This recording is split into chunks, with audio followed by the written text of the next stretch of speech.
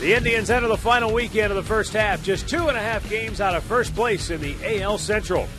In third place, the Kansas City Royals, who sit 6 games back of Detroit and are trying to claw closer to the Tribe. The teams have split the first 10 this year, and Corey Kluber will try to put the Royals further in the rearview mirror next on Sports Time Ohio.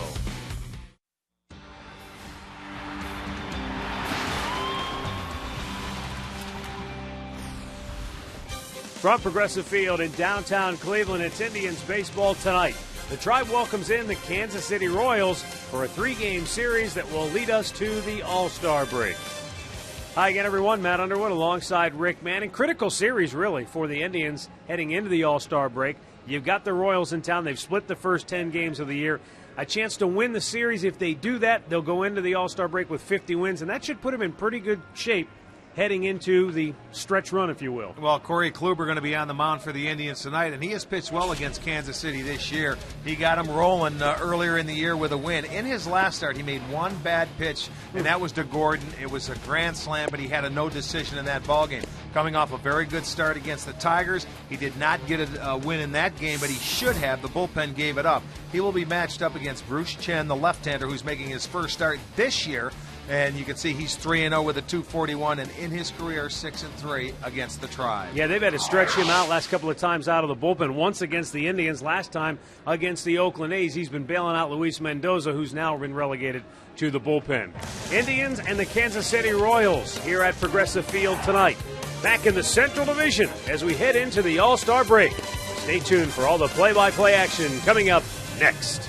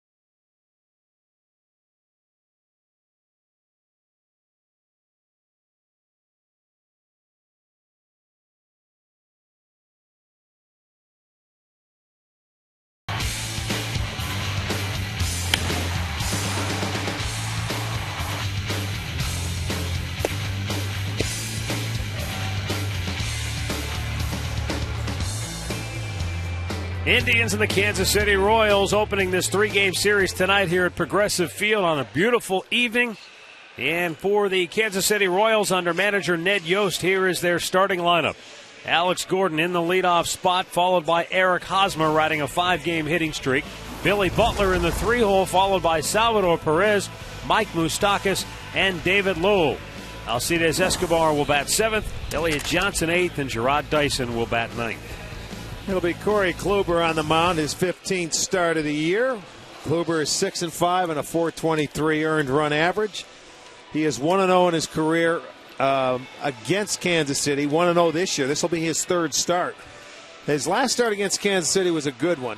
He made one mistake pitch, and that was to Gordon, who hit the grand slam. And he had a no decision in that game, but he pitched a really good ball game there. Coming off a very good start here against Detroit, where he had a no decision. The bullpen gave up all the runs.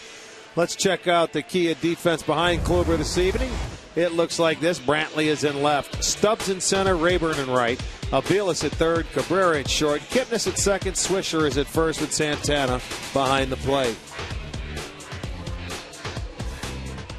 Jerry Davis, your crew chief, will call the balls and strikes. Dan Isanya is at first. David Rackley at second. Mark Carlson down at third.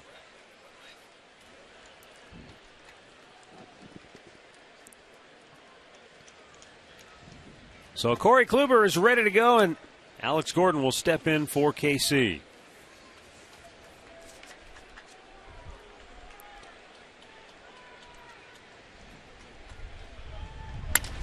Swings at the first pitch off the end of the bat in the left field. Brantley is there, 1 away.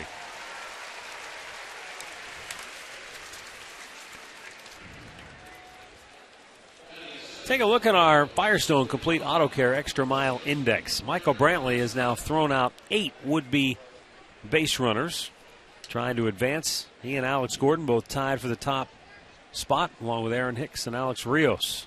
Brantley has just done a terrific job. And both Brantley and Gordon in left field cut down those guys trying to score, trying to stretch a single into a double.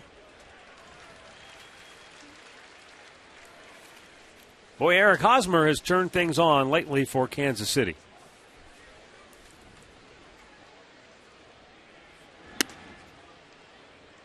He has bumped his batting average 20 points since June 27th. That's because he's batted almost 400 in the 13 games played since then.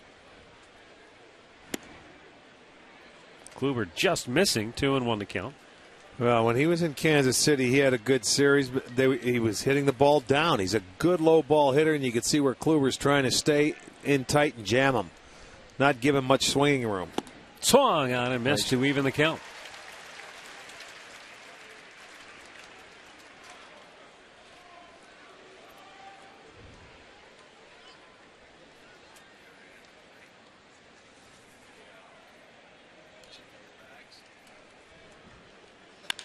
Big chopper to first base.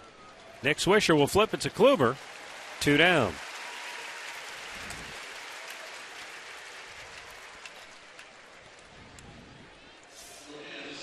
Our keys to the game for this evening, Eric Hosmer, who just grounded out. As I mentioned, he has been on a very impressive tear of late.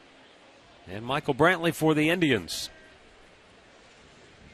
In the leadoff spot tonight with Michael Bourne getting the game off. Well, and Hosmer's into that number 2 hole. Brantley has some terrific numbers against Chen as well.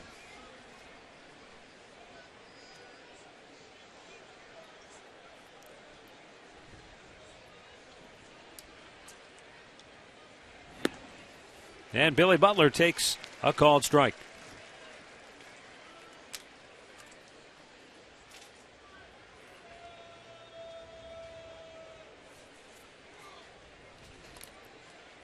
Kluber deals, and Butler fouls it off of his leg right there at home plate. Butler coming off a series against the New York Yankees when he just 3 for 15 in the series. But of the 3 hits, 2 of them left the yard.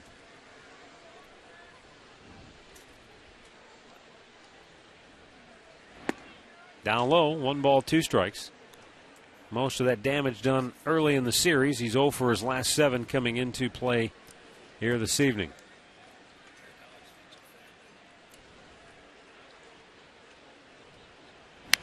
Out of play to the right. Indians begin the night 2.5 games out of first in the AL Central. Kansas City 3.5 games behind the Indians, 6 games off the pace. They're 3 games below the 500 mark. The 1-2 pitch. Swing and a miss. Kluber strikes him out. And the Royals go 1-2-3 to start the game. The Indians are coming to bat.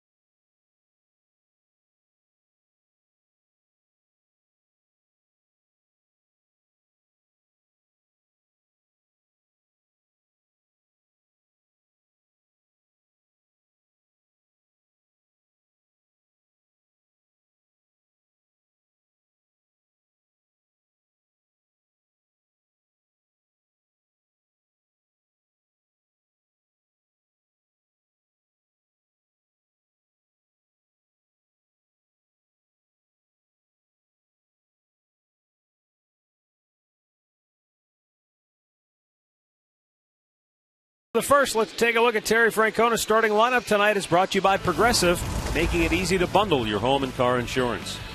Michael Brantley in the leadoff spot, followed by Asdrubal Cabrera.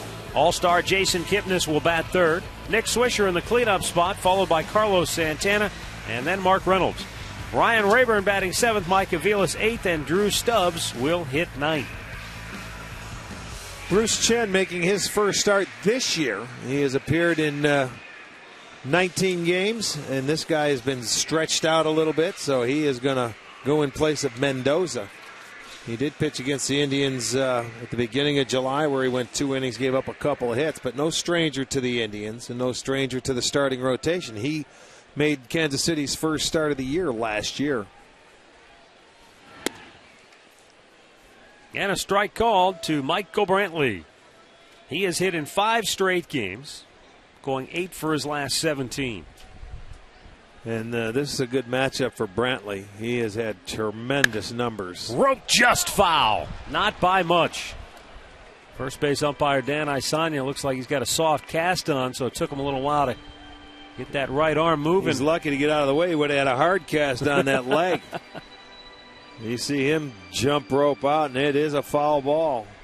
Brantley, 9 for 14 against Chen in his career. The 0-2 pitch, low and away. Well, he's done some damage against Kansas City this year overall, hitting .350 against Royals pitching.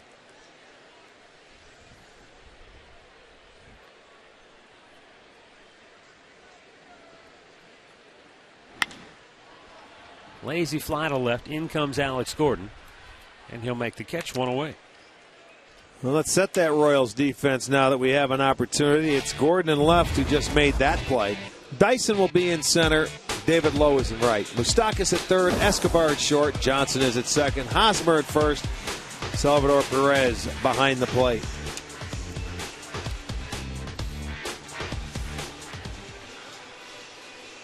Asdrubal Cabrera has been in an offensive slump of late. Hopefully the sight of Kansas City Royals uniforms will get him going, because he's another guy who's batted well against KC this year. He's hitting .370 off Royals pitching. Swung out and missed. It's 1-1. Chen can be a guy, Rick, I would assume, that can be frustrating to face as a hitter because he never seems to give in. It's slow and slower, and you're right. He will never give in. He'll throw any pitch at any time, and, he can nibble. He tries to get ahead of you. You have to be patient as a hitter, and you have to take what he's going to give you. And sometimes it may be that change-up away where you may have to take it the other way, but he can be frustrating, yes. You'd rather face a guy throwing 92 to 95. 2 balls, 2 strikes. Really shouldn't be a big deal for Chen going from bullpen to the rotation. He's been a starter for most of his career. 2-2 pitch. Right back over the screen. He's got over 200 career starts. Right. And last year he set career highs. He had 34 starts, 140 strikeouts. He did finish 11-14. But he was one of the guys that would take the ball for Ned Yost, go out there, give you innings, wouldn't complain. He'd pitch, and he's a good teammate. Line drive, caught at second base by Elliott Johnson. 2 down.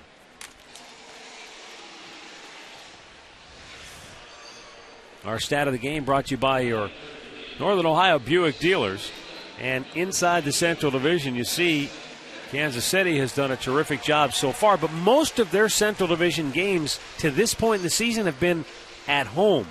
So now they're going to begin a stretch where they're going to play a lot of their Central Division foes on the road. We'll see how that number holds up for KC.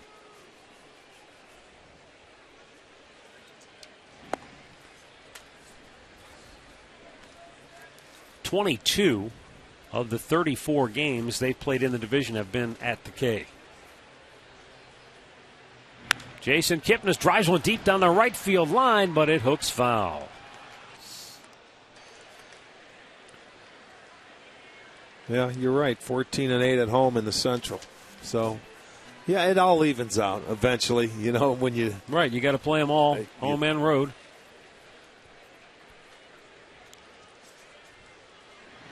Swung on a miss. Sometimes it does play a role, though, when you play those games. Are you hot? Are you playing your best ball? Or are you scuffling and can't get out of your own way? The 1-2. Shot for the outside corner and missed. Well, as we've always said, you've got to take care of your home turf. Play well at home, and if you can be around 500 or at the 500 mark on the road, you should be in pretty good shape. Bounce to second base. Johnson fumbles with it, but recovers to throw out Kipnis. And the Tribe, like the Royals, go 1-2-3 to start the game.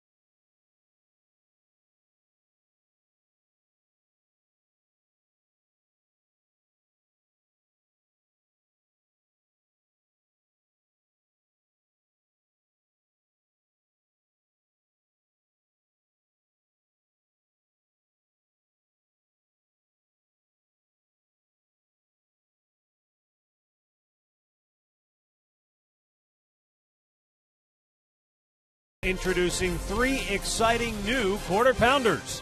And by Kia.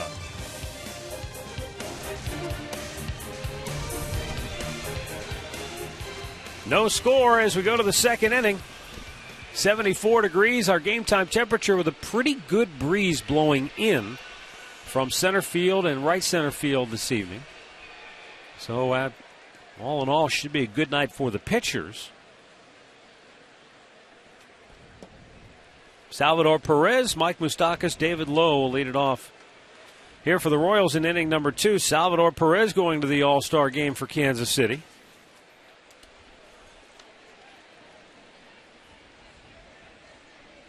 He's the first Royals catcher to be named an All-Star in a long time. You've got to go back to Darryl Porter, who got the nod in 1980. I remember Darryl Porter very well.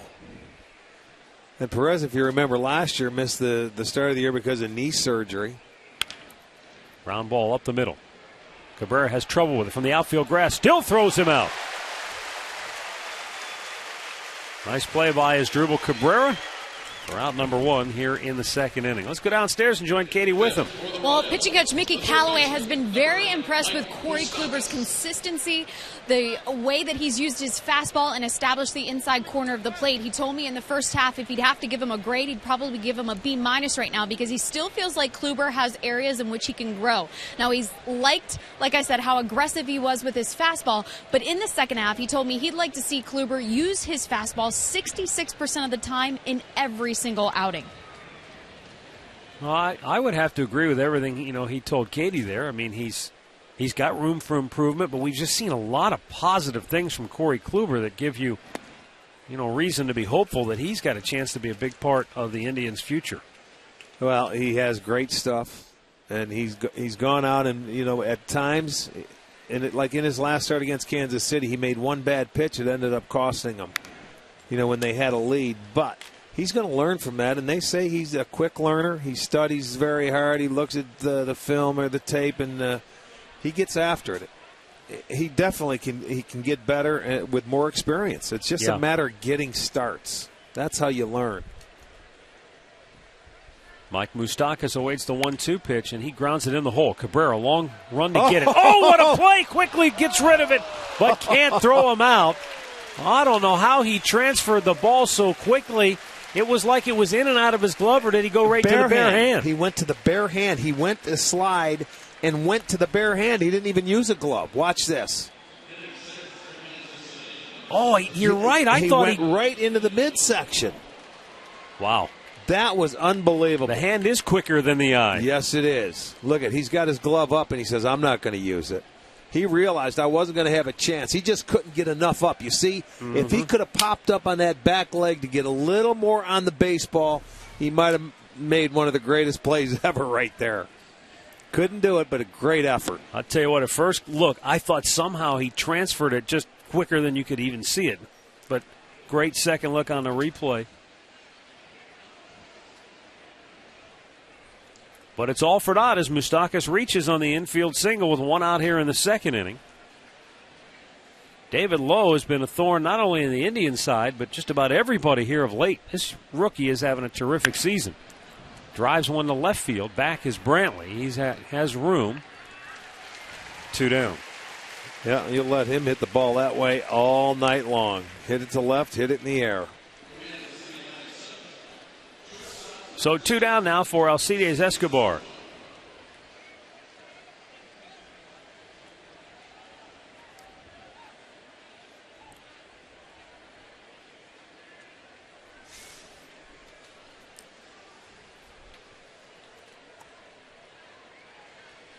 Escobar, another guy who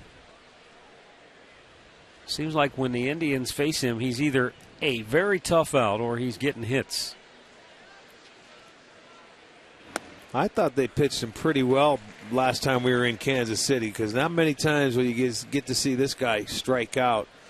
Or they struck him out a couple of times in one of those pitches. Games. Yeah, and he is one of the tougher guys to strike out. But for him, his average is down a little bit this year, but he still is a tough out. He hits behind the runner. The manager starts a lot of runners when he's at the plate. The reason that average is down is he's been in a prolonged funk. He has 5 hits in his last 33 at bats, so that covers about 5 or 6 games. But that's a .51 average. So that'll send it tumbling. Yeah, he's one of those guys that plays every day. He's an outstanding shortstop. So, you go through those ups and downs.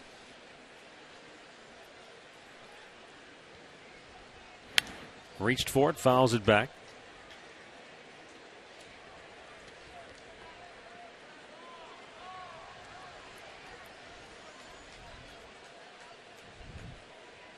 These two teams being in the division, they play tough. They play each other very tough. Kansas City did something to the Indians the last time we were there that, they don't do a lot. They were able to come back. They don't score early in the game. They score late in the game from the 5th inning on. They're a plus 38 to their opponents, where in the first 4 innings they're minus 39. And that's a team where if they get the lead early, they can apply the pressure. They can start runners. They can do some of the things that Ned Yost likes to do, especially when you're not a home run hitting club. A little bit outside. Well, in the first 2 innings this year, look at the Indians. They've scored 111 runs total. That's 4th best in all of baseball. The Royals are dead last, so they've been playing from behind a lot.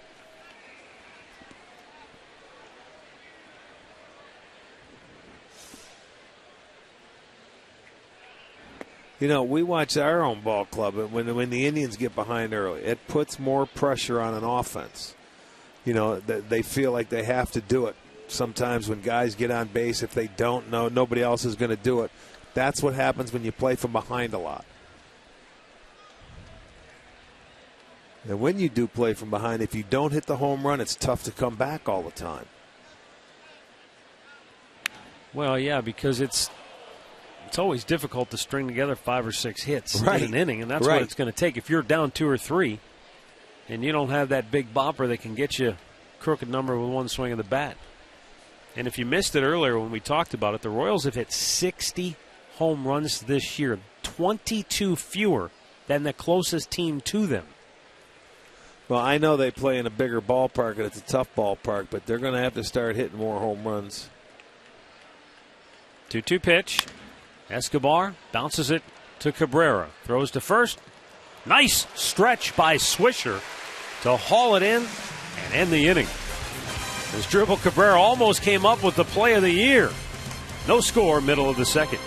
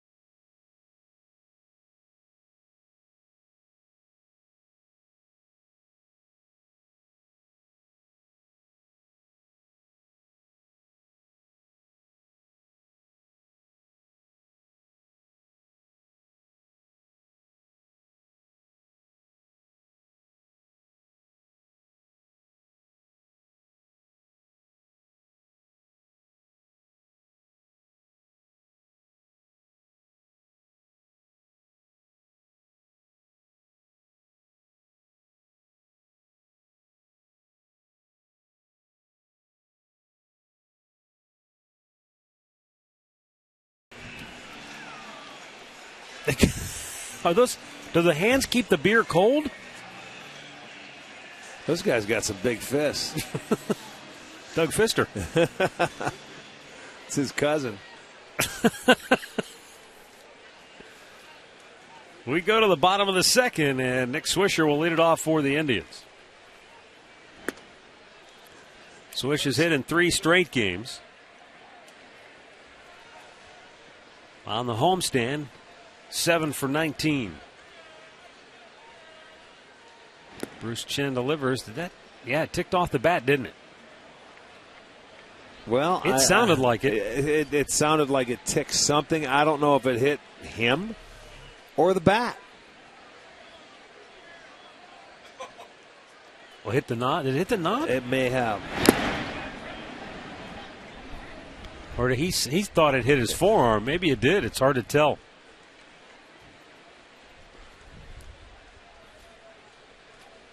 He's down on the count 0-2. Up and away.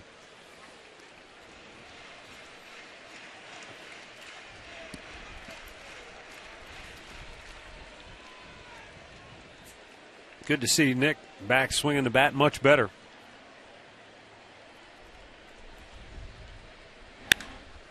Line deep left field, but that's foul.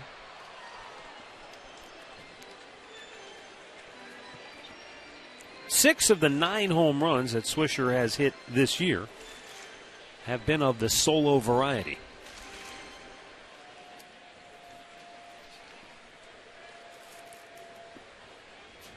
Now the 1-2. Right back.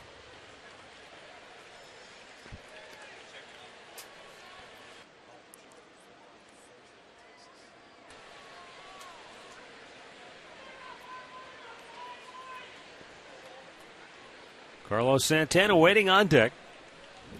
Santana and then Reynolds here in the second inning. The 1-2 pitch to Swisher is outside. 2 balls, 2 strikes.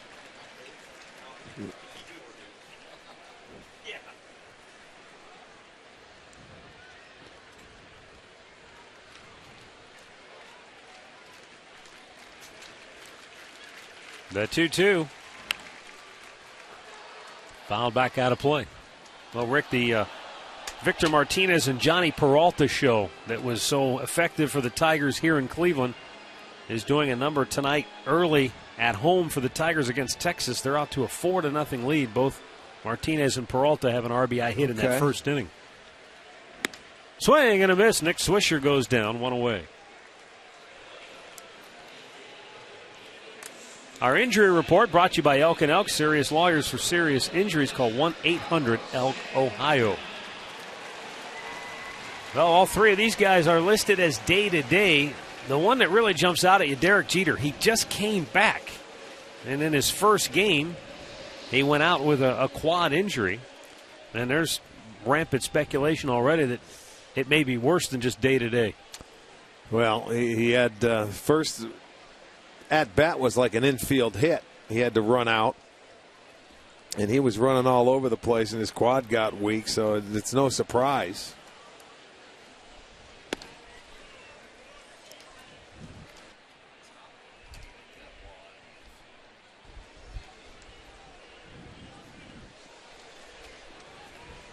The 1-1.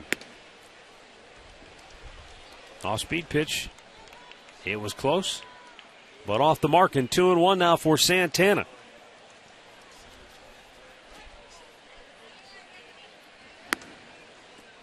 Carlos has done a terrific job this year when the Indians have men on base in scoring position.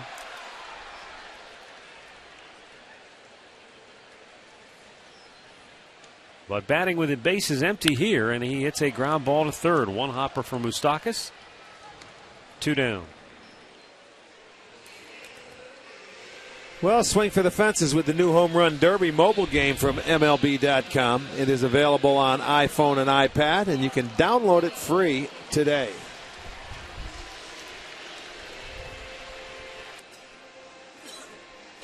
Mark Reynolds, the Indians DH, 0 for his last 6, steps in here.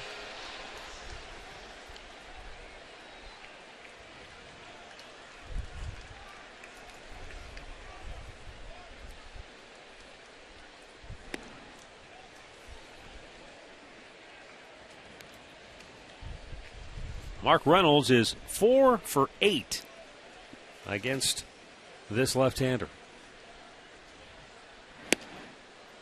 1-1 to count.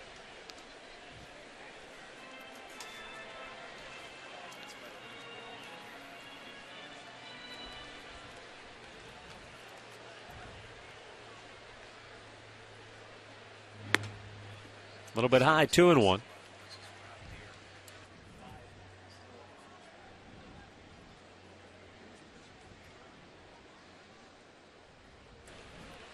And the 2-1. Call to strike to even it up.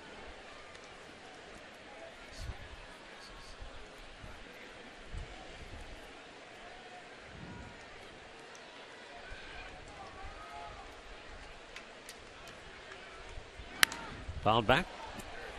Reynolds snapped his slump earlier on the homestand. Had a couple of hits, but just 2 for 18 overall. Yeah, the key is you got to build on it. And build and build and build, and it takes time. Strikes him out, and the Indians go 1-2-3. No score through 2.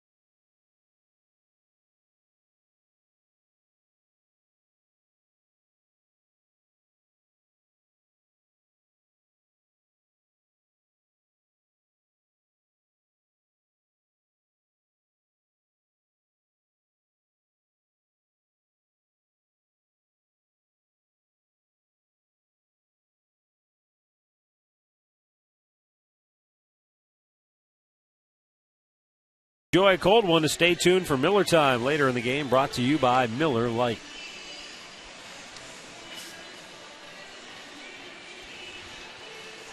No score, third inning. Elliott Johnson, Gerard Dyson, and Alex Gordon will be due up for Kansas City.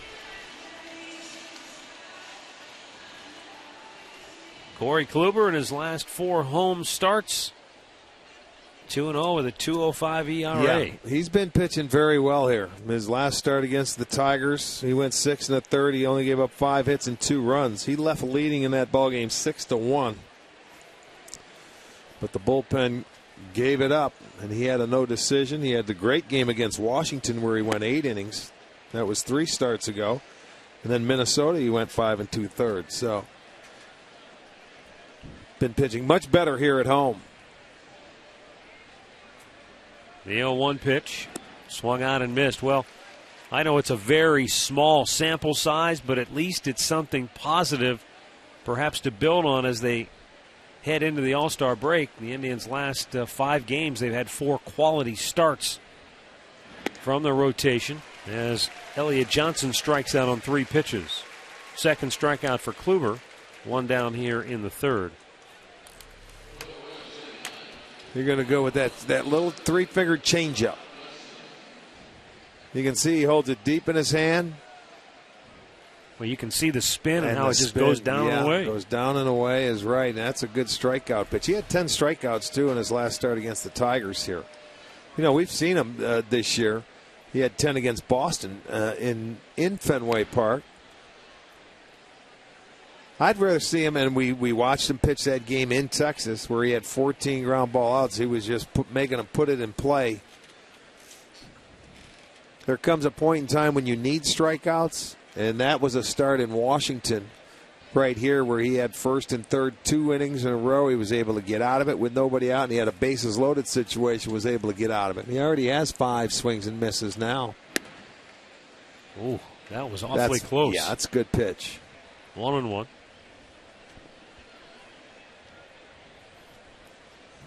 Dyson is one of those hitters for Kansas City that has been very good at Kauffman Stadium, but just atrocious on the road.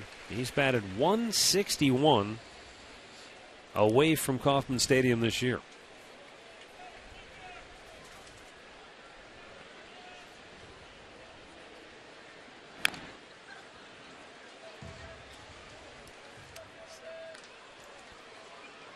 But, man, when this guy gets on base, he can make things happen. He's stolen 12 out of 14 bases, so the important thing is to try to keep him off. Well, and he gets the time. They have their other outfielder, Lorenzo Cain, who they share time with. He's the right-handed hitter. Caught at third by Aviles. Good hard line drive. Hit by Dyson. But Aviles took one step to his left and stabbed it 2 away. Here's our great clip of the game from yesterday. If you missed it, wow. Go back, DVR, look it up on YouTube. Find it somehow. Danny Salazar was dynamite.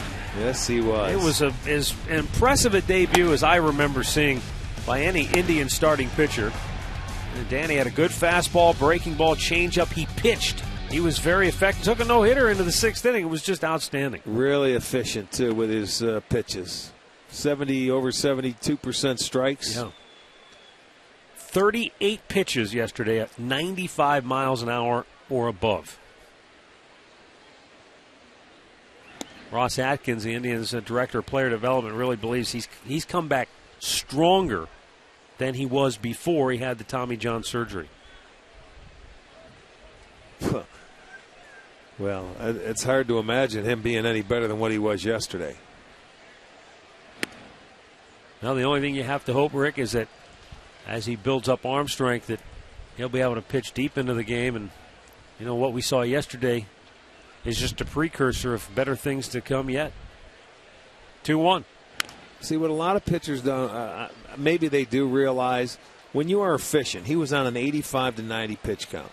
He went 6 innings, you know, and if you throw strikes, he didn't have 1-2-0 count. It's not that easy. I understand that. But when you go out there, you have to throw almost 70% strikes if you want to go more than 5 innings at the big league level, and you're not going to be on a 100 pitch count. And he did all of that while he had no margin for error. He had a 1-0 lead most of the game. And then, you know, it wasn't like he had it, they scored him 6 early and he just went out there and kind of settled in. No, he was in a tight game. Yeah, and he had the 7 strikeouts. That's a pretty elite list of guys in their major league debuts. Herbie with 9. Strike 3 called. Corey Kluber rings up Alex Gordon. The Royals go 1-2-3, no score, middle of the 3rd.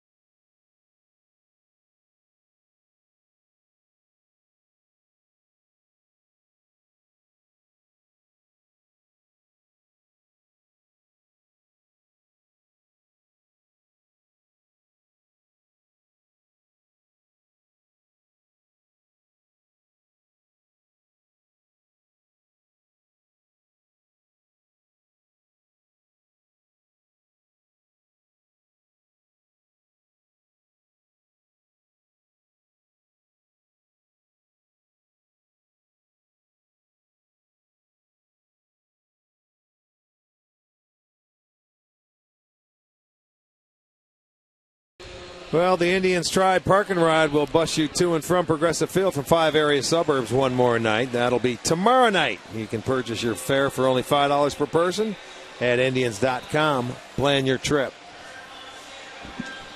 Bottom of the third inning here at Progressive Field, no score. Bottom third of the Indians order due-up. Ryan Rayburn will lead off. And Bruce Chen in with a first pitch strike.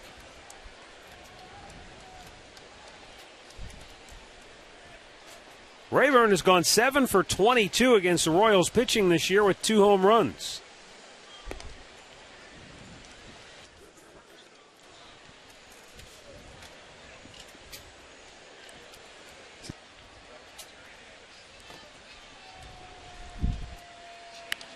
Out of play to the right.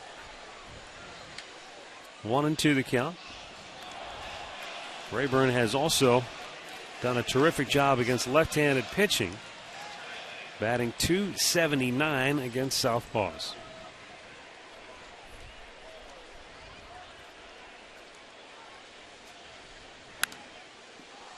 Bruce Chen, the second most heralded pitcher to come from Panama. Yeah, I'll give you the guess who number 1 is. Number 1 by a lot, too. Number 1 forever. Mariano Rivera, of course, holds that acclaim. 1-2 pitch. Up and away, 2-2. But Bruce Chen has had a very nice career, very solid pitcher and durable, likable, very well-liked teammate wherever he's been.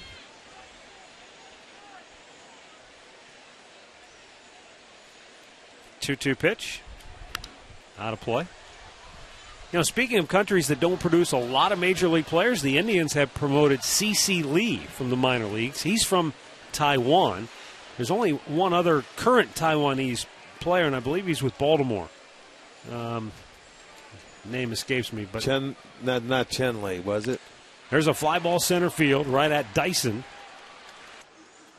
and that is out number 1. I'll look it up here in a second. But anyway, the Indians have promoted KCA Lee, so he's a native of Taiwan. He'll be working out of the bullpen. They really like him. Don't know if there he is. We'll get a chance to see him tonight, but he's a sidearm thrower, a little bit like Joe Smith, and hard sinker, and he'll change the arm angles on hitters as well. So Tribe is excited to get a look at KCA Lee. Mike Aviles.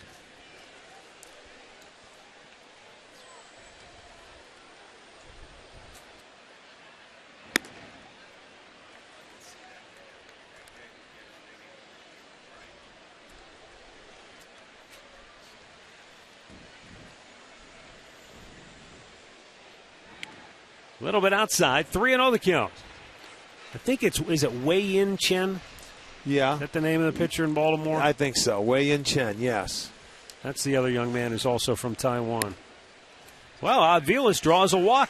A 4-pitch walk here. And the Tribe has their first base runner.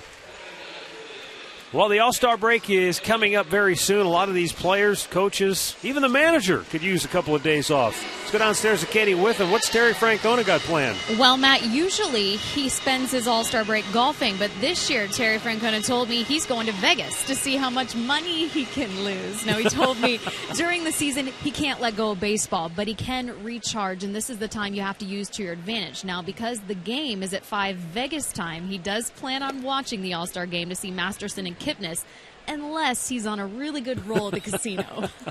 Well, I hope he's on a good roll because he's going there to see how much you can lose. You can lose a lot in that time. Yes, you can. And they don't bat an eye taking it from you either. No balls, 2 strikes. Drew Stubbs batting .284 against left-handed pitching. We'll wish him good luck right now. Yeah.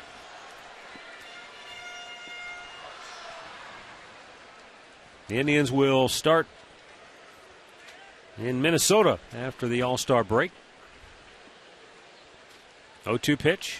Stubbs rips it foul the other way. For Chen, he has 6 out of the first 9 hitters, 6 0-2, 1-2 counts. So that's one thing that bodes well for him.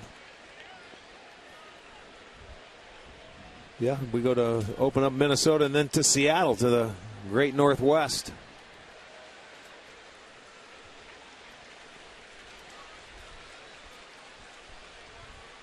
The 0-2. Swung on and missed. He strikes out Stubbs. That's 3 Ks for Bruce Chen, 2 down in the inning. Our trivia question tonight brought to you by AT&T. 6 Indians players have started at second base in an all-star game. Who are the 6?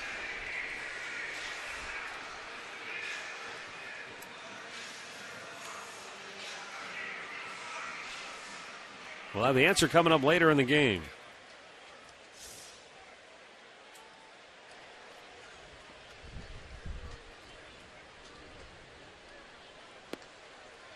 And a strike called.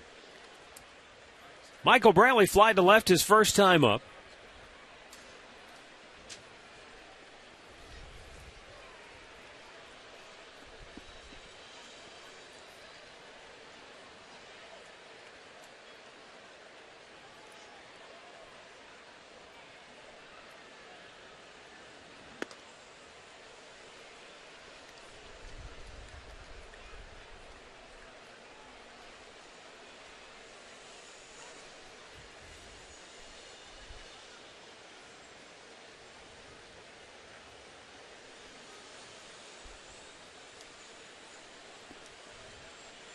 Now the 1-1.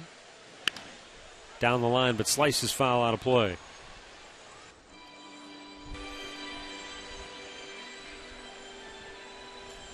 Well, Aviles was caught a couple times yesterday trying to steal a base. We'll see here in a 1-2 count if they try and start him here with Brantley at the plate. Reason why I'm saying that is because he may see the breaking ball here. I wouldn't be surprised to see a throw over there from the Kansas City side.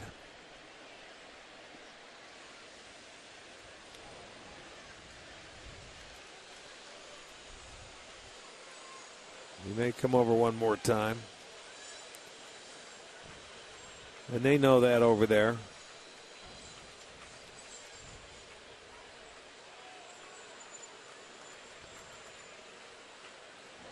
Brantley with a fly ball to right field. David Lowe makes the catch. And the side is retired. 3 in the books, no score.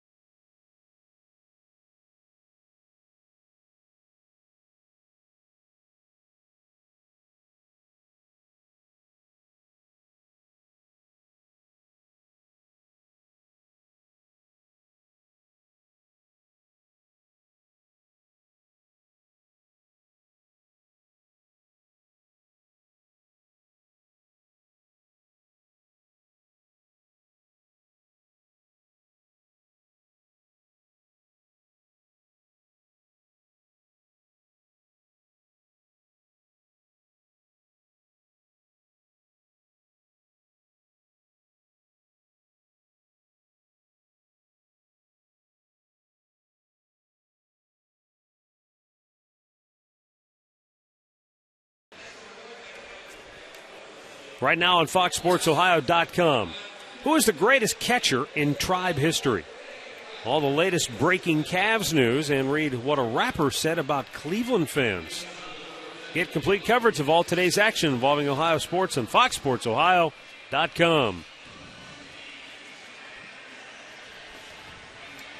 Corey Kluber picking up where Danny Salazar left off yesterday. 70% of his pitches have been for strikes. 5 times he's had a Royals hitter down 0-2 or 1-2. And he's faced 10 Kansas City hitters thus far, and he's allowed 1 infield single. Eric Hosmer bounced out to first base his first time up. He went 6 for 17 in their series against the Yankees with 3 doubles. You know, he's been much more aggressive. He's off the plate. He's always been a good. He likes to extend the arms, and you got to try and, there you go, tie him up. If you're going to go in there, get it belt high and up. And when you get ahead of him like this, another 1-2 count, you can bounce one in the dirt. He's a good, as I mentioned, a good low ball hitter. He will chase after a few pitches down there. There Good. It was. Beautiful. Textbook. Great sequence right there. From your lips to Corey Kluber's ears. 4th strikeout of the ball game. You know, that's beautiful. That's the key to getting ahead. Check it out on our Nissan pitch tracker. That's what you do. This guy likes the ball down, but he has to expand his zone, and he didn't put anything on it. And you can see he's cussing at himself walking back to the dugout. That was a great sequence by Kluber. Very good. Now here's Billy Butler, struck out his first time up.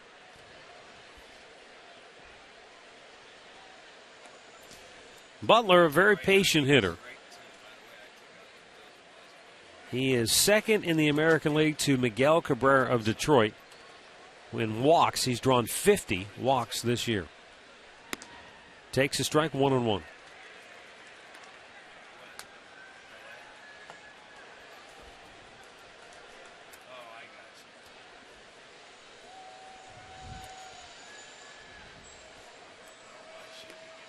In there for a strike.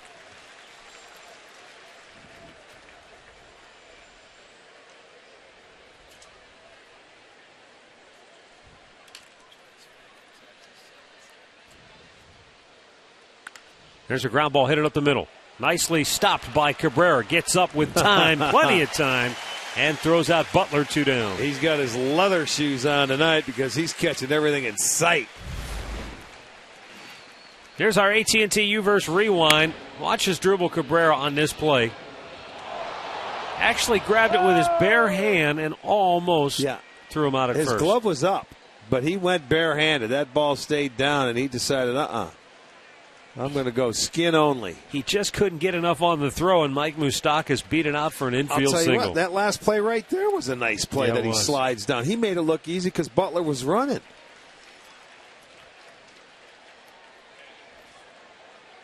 He can pick it. As Omar Vizquel said, we had him up there. He was fun to watch. That ball perfectly placed by Salvador Perez. And a 2-out single will keep the inning alive. Here's the Butler play.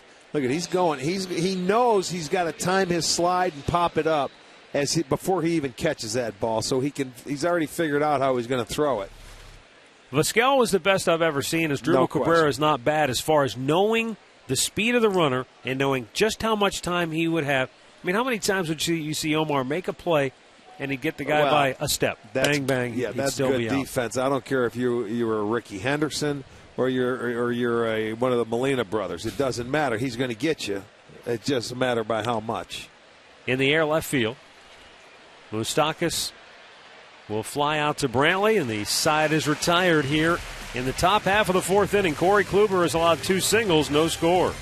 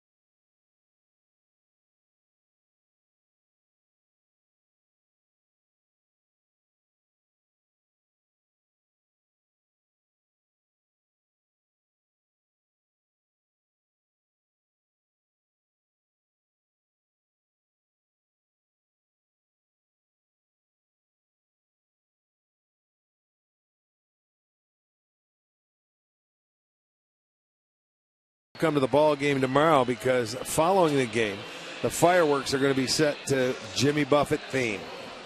Of course, it's the middle game of this series, plus the first 10,000 through the gates are going to receive a 1902 replica road jersey. Gates will open at 5:30. Looking for tickets? Log on to Indians.com.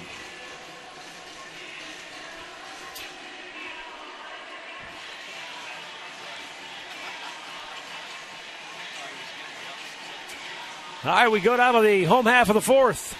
As Dribble Cabrera, Jason Kipnis, and Nick Swisher to bat for the Tribe.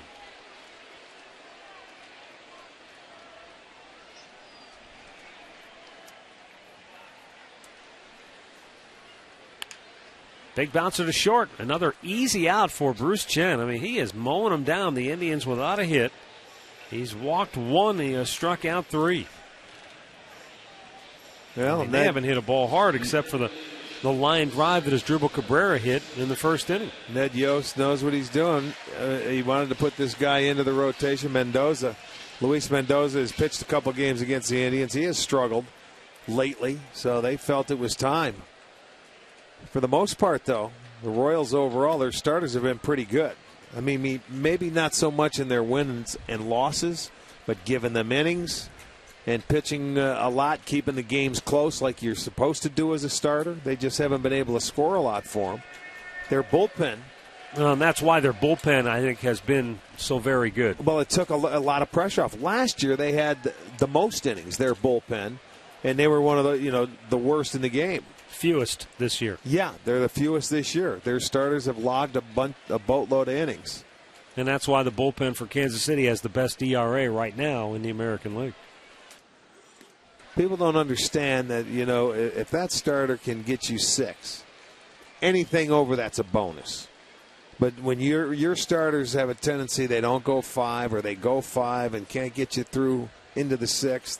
That one inning is a gigantic It really divide. Is. It sure is, because you ended up having to use so many of those guys that you really don't want to use a lot out of that bullpen that have to log innings for you, because you cannot use your good guys if you're in ball games. Bobbled by Hosmer, but Chen, did he beat him? I guess he did. It was close. Kipnis, give him credit, hustling right down the line. He almost beat Chen to the bag as Hosmer fumbled with the handle on the ball. That's why you run it out every time. There's a ball. It's a little bobble. It's not much, but you bust it out of the batter's box. You go down the line, watch Chen. He does. He gets it there about a half a step, if that, to beat Kipnis, but it's good hustle. That keeps pressure on the defense when you can do that. So 2 down for Nick Swisher. Bruce Chen just over 60 pitches on the night.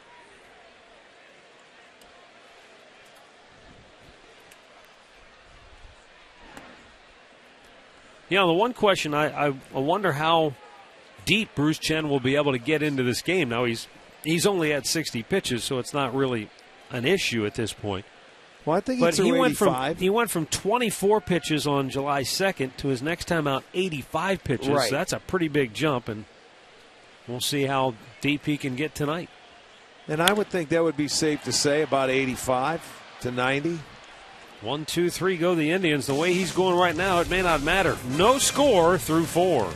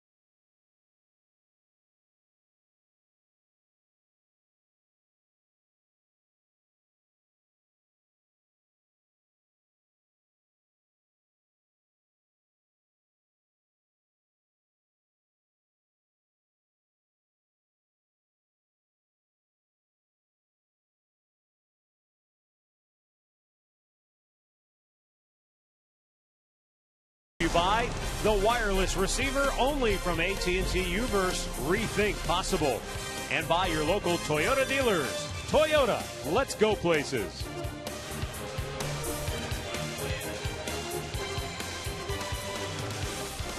Well, your opportunity to secure the absolute lowest prices on next year's tickets will be available this season at the season ticket holder event, which will take place July 28th. Go to triberewards.com for the details.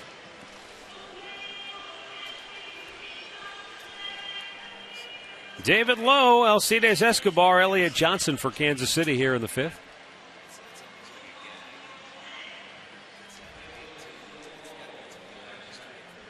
David Lowe went to Green High School in the Akron area. Played collegiately at Mercyhurst. Has just worked his tail off to get to where he is. His dad, Dennis, worked at the Goodyear Tire and Rubber Company in Akron for 40 years. His mom was a cashier at a local supermarket for 30 years. He's just a product of a good old-fashioned, hard-working family. I wonder how many tickets he had to leave tonight on a Friday night, coming back home. Hopefully a boatload. I bet he did leave a boatload. And hopefully they were better seats than he had when he came to the ball games here as a kid. Of course, they were tough to get tickets to the games during that time when he was a youngster coming here when the Indians had their great teams in the 90s. But he said, we always sat at the top. Well, there's nothing wrong with that, though, as long as you're in the house. That's right. Missed inside. I mean, he's lucky enough to grow up in an area that had big league baseball. A lot of people grow up, if they can see minor league baseball, they're lucky. You got a major league franchise around. That's a bonus in its own right. Just missed.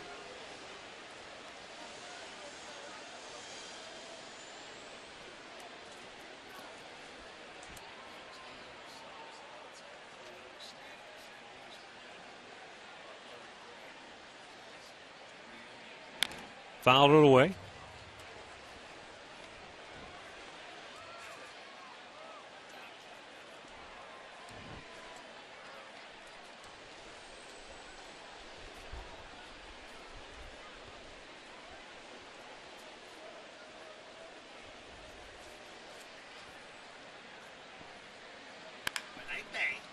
By Swisher, down the line it goes. It'll head all the way into the corner. David Lowe's on his way to second. He's going to turn and burn. He'll head for third. Kipnis' throw, not in time. David Lowe with his third triple of the year. And this young man is setting the league on fire as a rookie. Already has 14 multi-hit games, which is fourth best among American League rookies. Well, he went down and in right there, Matty, and he was able to pull the ball. And watching this kid run, I'm surprised he only has one stolen base because he can turn it on. Look at him. He gets the okay, let's go. Hit second, go to third. He's going to go head first and beats the throw. So a leadoff triple here in the 5th.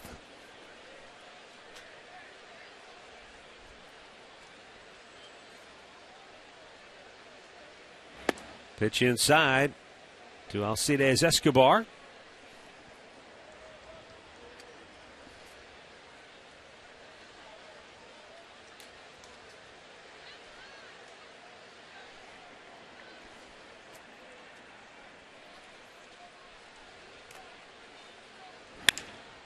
One-hop smash to Kipnis, who looks low back, throws to first, and he got him for out number one. He did a nice job because he had the time to make sure the low didn't take off. You know, that's just it was a great play by Kipnis because he made sure. He didn't give him the one phantom look and go over there. He had to stop him. And watch, Lowe was thinking, if he throws, I'm going early. He didn't. Now you go get the out, and he couldn't restart. So that was really good. Stop. Okay. He stopped him. Dead in his tracks. So that's a big play. They could play the infield in here if they wanted to. Well, Elliott Johnson has had a tough time offensively. Struck out his first time up.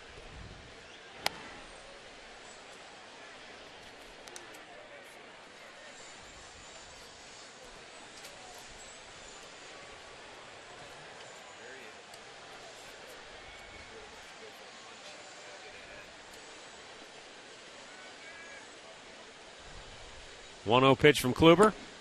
Down low, 2-0.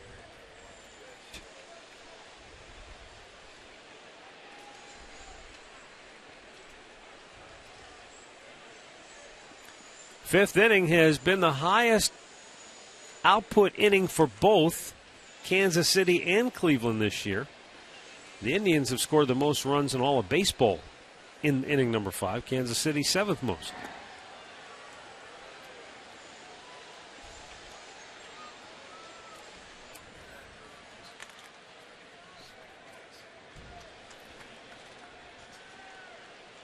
Well, what he's doing, he's trying to get him to swing and miss and make a perfect pitch here. And what has happened, he's fallen behind 3-0. And the guy on deck is not a double play candidate for the most part. So he ends up walking him on 4 pitches. You know, you almost wanted to go at him, and if he gets the job done and drives in the run, it's 1-0, but you get him out, and the bases are empty. But now he's got to go at him first and third. And a tough guy to double up. Yeah, Mickey Callaway's going to go out for a talk.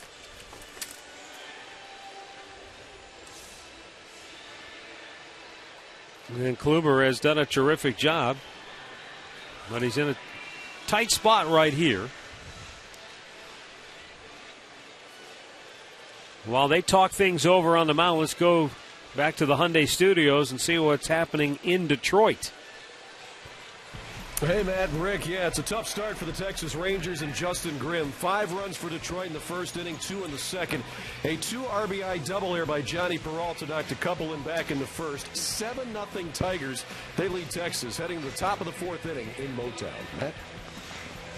All right, thanks, Al. Rangers began the night a game out of first in the AL West behind Oakland. Texas has lost 2 in a row, and they've split their last 10 ball games. So they've just kind of been waffling around lately. While Oakland has been steamrolling everybody. They've won 7 out of 10. First and third with 1 out, Gerard Dyson. The speedster at the plate.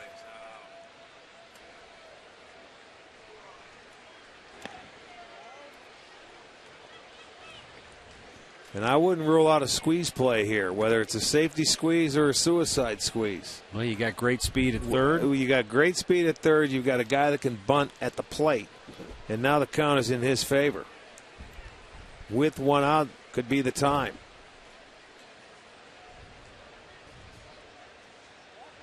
And Johnson over at first base, he can run. He's 11 out of 11 this year.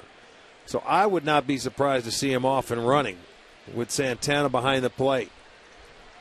He hasn't thrown out many this year. I'm looking for action.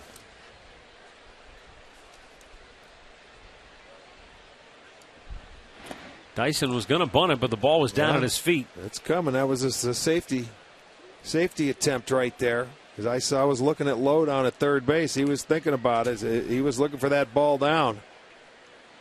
He wanted to take it with him down the first baseline. And now he's 2-0. See, he's being too fine at the bottom part of that lineup. He should have went at Johnson. He didn't want to walk him on 4 pitches. If he got his job done, it was 1-0. That's it. Stay away from big innings. Runner goes at first. Pitch is low, and it's 3-0 now to Dyson. Yeah, and you're getting ready to flip it over to the top of the lineup. Well, this is, again, a recurring problem this year. The bottom of the lineup. Too many walks issued to these guys. Well, the leadoff triple spots got to Kluber. I mean, he went out and got the first out, Escobar, but then he's nibbling. He walks Dyson on 4 pitches. So that's 8 pitches, 2 guys on, the 8 and 9 hitters, and now you're rolling it over for Gordon. Gordon, who hit a grand slam off Kluber on a 3-0 pitch back in Kansas City. This is almost a replay of what happened to him in Kansas City, except in that instance it was a couple of blue hits, broken bat hits, and then a walk, and then kaboom. The grand slam by Gordon. Well, if I was Kluber, I would not throw him a fastball first pitch. I'd go with something off speed for a strike. And a strike in there to Gordon. That was his cutter. That is reliable.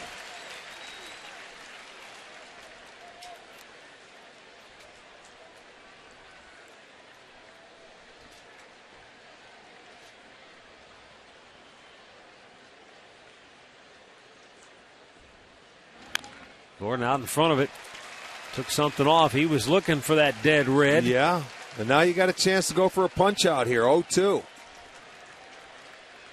Now Gordon swung at the first pitch of the game and hit it off the end of the bat weakly to left field. Struck out looking his last time up. He just looks a little maybe over anxious tonight. He's down 0-2 with the bases loaded and 1 out in the 5th inning and no score here in inning number 5. Down in the dirt, good block by Santana. Well, that's the time. If you want a strikeout, he's trying to get him to chase his pitch, so you better have confidence in that catcher blocking it. If he wants the strikeout, he's got to go after it. And just trust that Santana's going to be there to knock it down.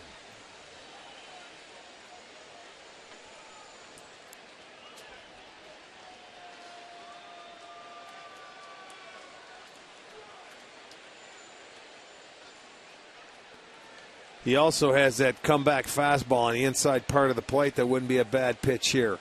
And if you miss in off the plate and go back with a changeup down and away.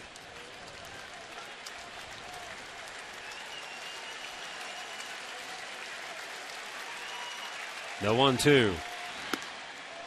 A little bit too high. And it's even up now. Yeah, that was a changeup, but you better get it down. Don't leave it up there.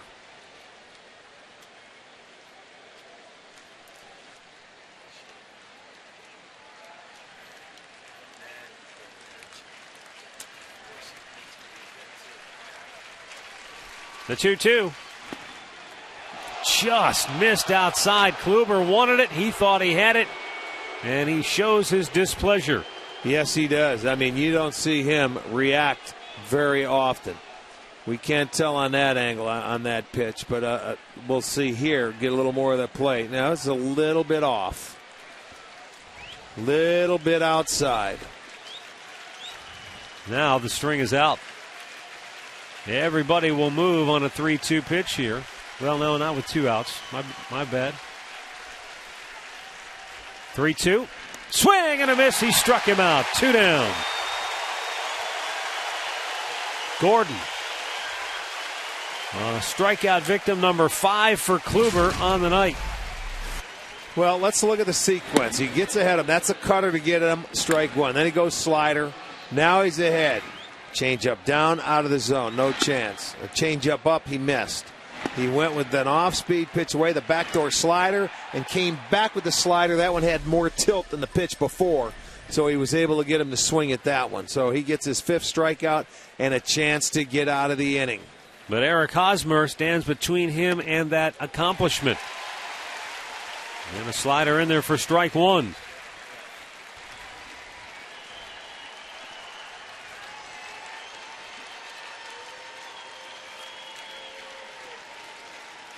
Hosmer 2 for 6 on the year with the bases loaded.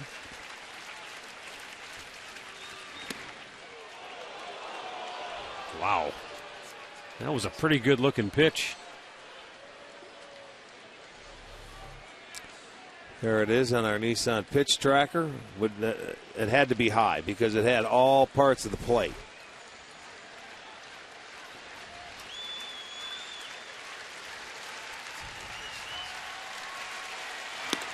That's up high, 2-1.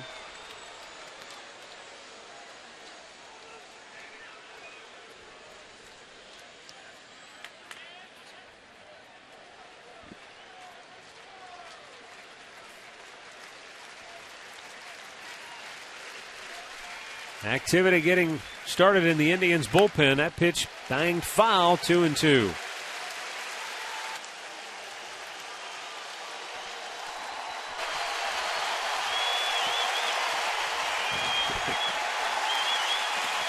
This crowd up on its feet here. 2 balls, 2 strikes, 2 down, bases loaded, no score here in the 5th.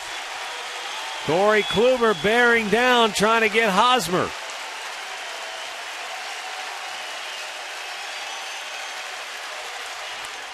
Weekly bounced. Kluber will take it himself. The crowd roars in approval as Corey Kluber throws up another goose egg on the board. Royals leave him loaded.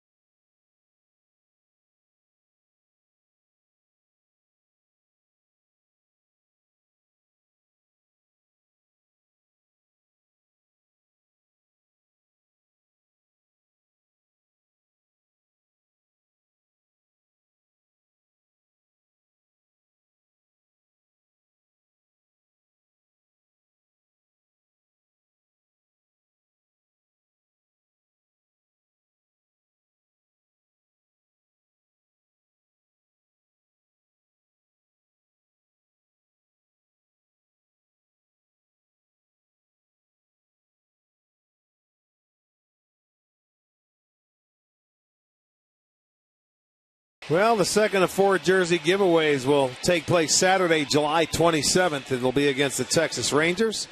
First 10,000 fans through the gates will receive a Michael Brantley replica jersey. Rick, I think Jan Gomes might have been telling Kluber, he was, had his fingers, just telling him that ball was just a little bit outside. Okay, the one he thought he had him struck out on. Well, he came back, though, and made a better pitch that had tilt to it on that second slider. He didn't give in. And I'll tell you, Corey Kluber, man, has shown some backbone this year. Yes. When he gets into situations, man on third and nobody out, he can find ways to get out of it. He's done a great job. Once again, Carlos Santana batting with the bases empty because the Indians have had one base runner, period, tonight. That was Mike Aviles, who walked with 1 out in the third.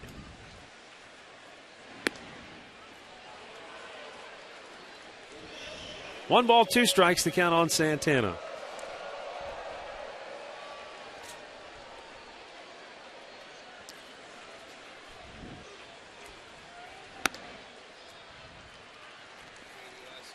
Two balls and 2 strikes.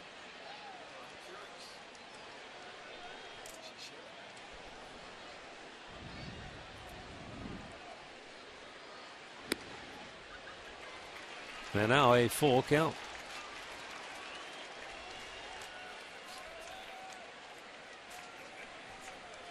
Santana, Reynolds, and then Rayburn. Right back over the screen.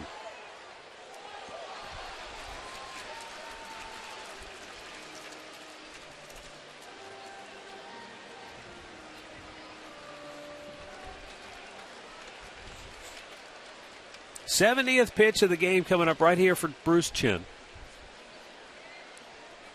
And the lefty's 3-2 is drilled foul by Santana.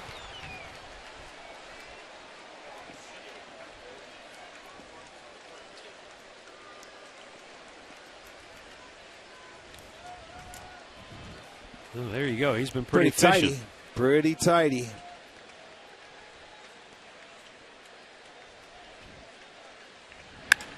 There he rips this one down the right field line. That's a fair ball. Lowe trying to cut it off. Won't. Gets to the wall. Santana on his way to second.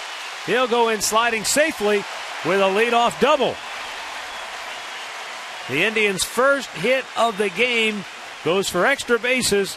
Santana working the count to 3-2 and then going the opposite way on a looked like a breaking ball up. It was up. That's why it made it so easy for him to go to right field, because he didn't have to work his legs. And you can see the arms just slapped it that way, and he hit it with authority because it was elevated. Lowe tried to cut it off. It gets to the fence. Santana goes into second, his 22nd double. So let's see. Get him on, get him over, get him in. Something Kansas City could not do. Ball in the dirt. Now Mark Reynolds, who struck out his first time up.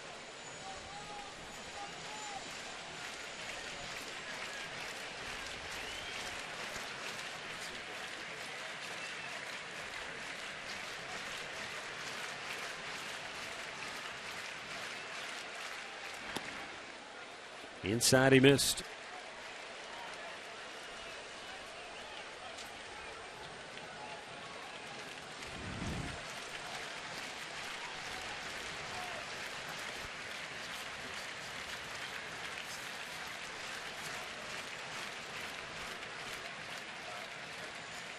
Bruce Chen, the 2-0 in the dirt. 3 balls, no strikes. With Ryan Rayburn waiting on deck.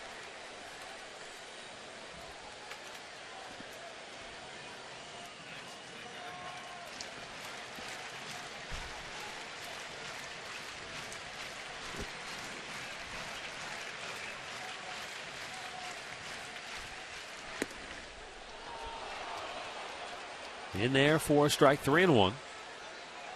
Well, he never gave in there. He never gave in and threw a fastball for him to hit. He cut one in on inside.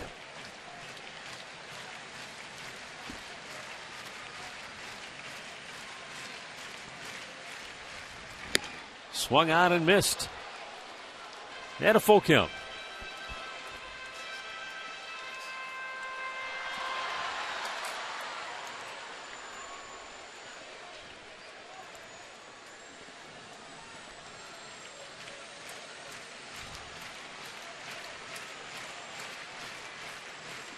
Now the payoff pitch. Threw it by him, strikes him out. Reynolds has struck out twice tonight, 4 Ks in the game for Chen. If you were born and raised in Ohio and want to be the next Fox Sports Ohio girl, go to girls.foxsportsohio.com to submit an application. The casting call for the next Fox Sports Ohio girl ends on July 24th. Now Ryan Rayburn, who lined to center, back in the 3rd inning. Oh, he had a good cut, but found it right back.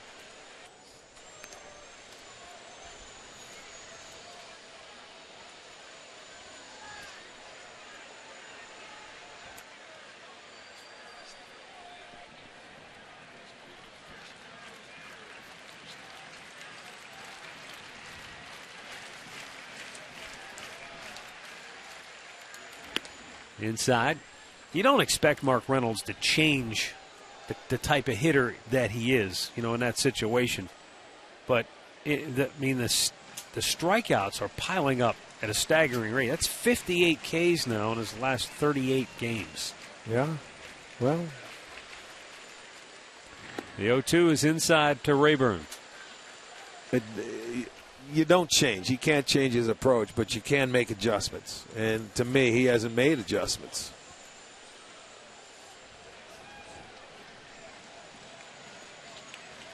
He had a 3-0 count right there with everything going his way.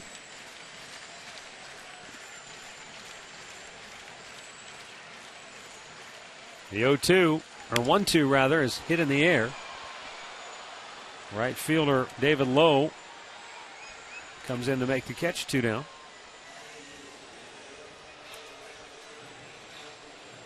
And up comes Mike Aviles. Neither offense tonight can get untracked. Some of the credit has to go to the guy on the bump. Bruce Chen has done a terrific job, even though this is his first start of the season. He's been a starter in years past, but working exclusively out of the bullpen in 19 games this year until tonight. I don't think Ned Yost can ask for anything more than what Chen has given him to this point. Well, he's going to give him at least 5, and depending on how much he wants to push him, he may go another inning, but I think this is probably going to be it for Chen as he misses outside to Aviles. I mentioned he'd made 24 pitches, two relief appearances ago, and then on Sunday against Oakland, he came out of the bullpen and threw 85 pitches because Mendoza was knocked out in the second. And he gave him 3 1/3 out of the bullpen, and that's when Ned Yost said, you know what? I'm going to put it back in the rotation. That's 2 straight starts that Mendoza's been really bad for Kansas City.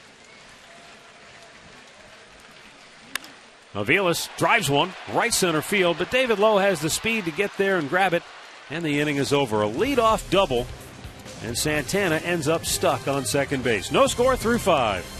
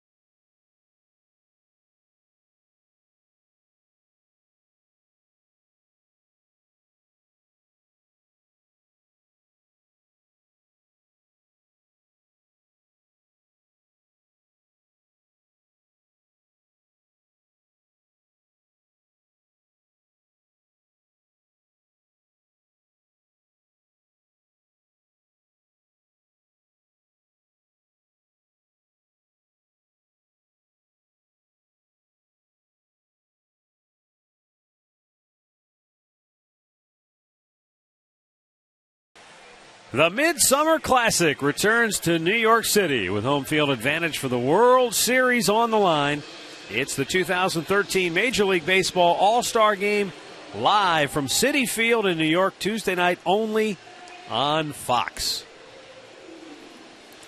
Hope you'll tune in to see Jason Kipnis and Justin Masterson represent the Indians for the American League All-Star squad, and of course for Kansas City.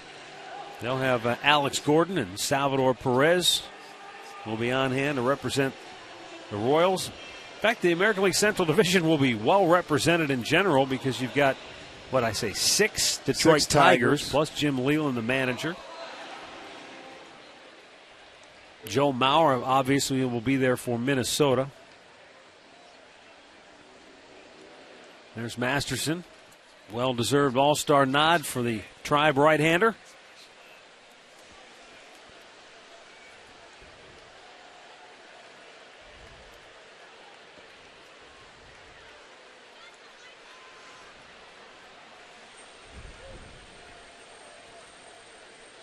Billy Butler leading off the 6th inning for Kansas City. 0 for 2 on the night. Takes up high, ball 1.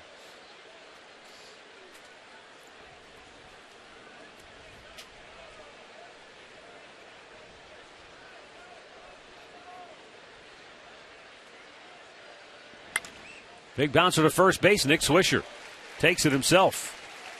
1 down.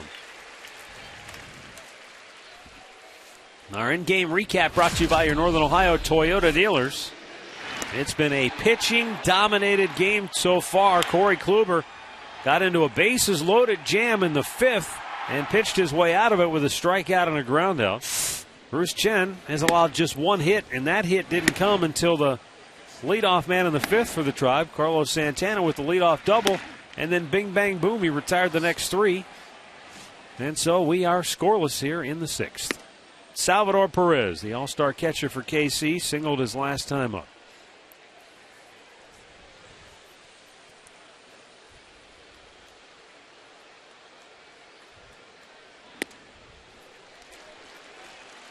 And the count quickly 0-2.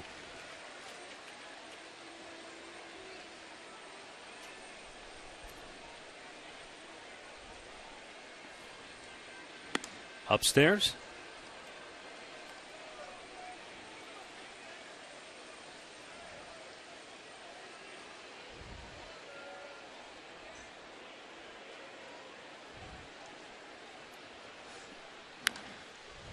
Man, Perez shot one off of his foot. Yeah, doubled up inside. Didn't want to give him any swinging room. I like the pitch. He ended up beating himself up. He did something to his knee last time we were in Kansas City, too, running to second base. Boy, when you're a catcher and he had the knee surgery last year.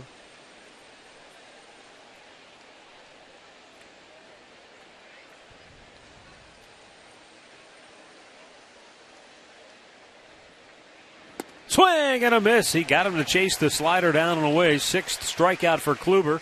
2 down here in inning number 6. After he went inside, he doubled up. He went with a good breaking ball, and you get the swing and miss. He chases the pitch out of the zone. He started it off on a great plane where it looked like it was going to be at the knees. By the time it got at that hitting area, it was out of the zone.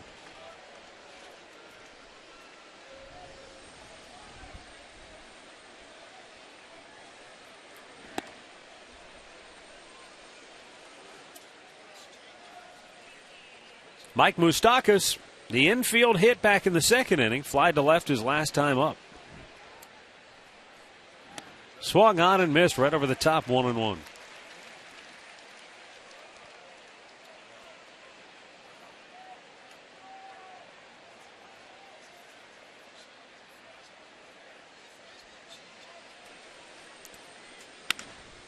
Up the middle, but his dribble Cabrera is right there near the bag, flips it over. The Royals go 1-2-3 on just 10 pitches. Middle of the 6th, no score.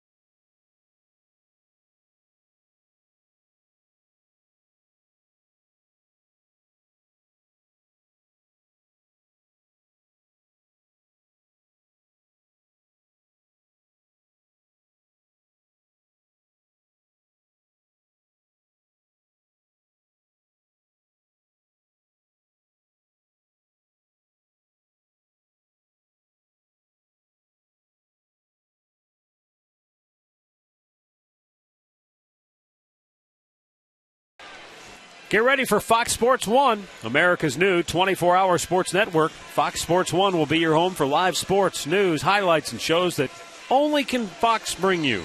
America's new sports network is Fox Sports 1, coming August 17th.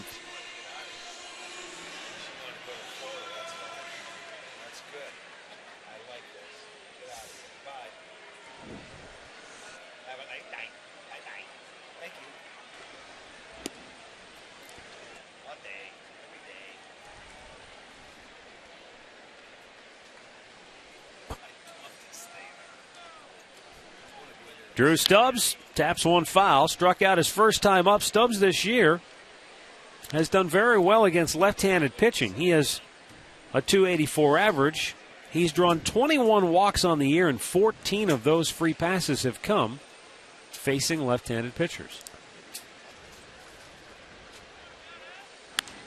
Pops this one up.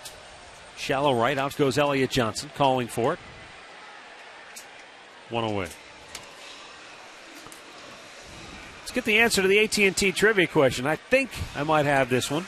I'm going with Baerga, Alomar, Avila, Bernazard, and Joe Gordon. Trio. Oh, wow. Johnny Temple. Manny Trio, Johnny Temple.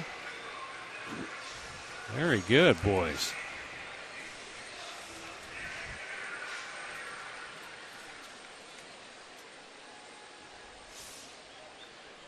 Manny Trio. Michael Brantley taking a strike.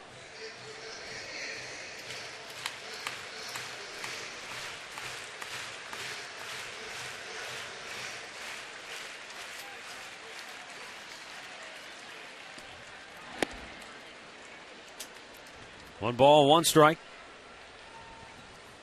Tim Collins ready in the KC bullpen. I thought maybe he'd come out and start this inning. This guy's been good.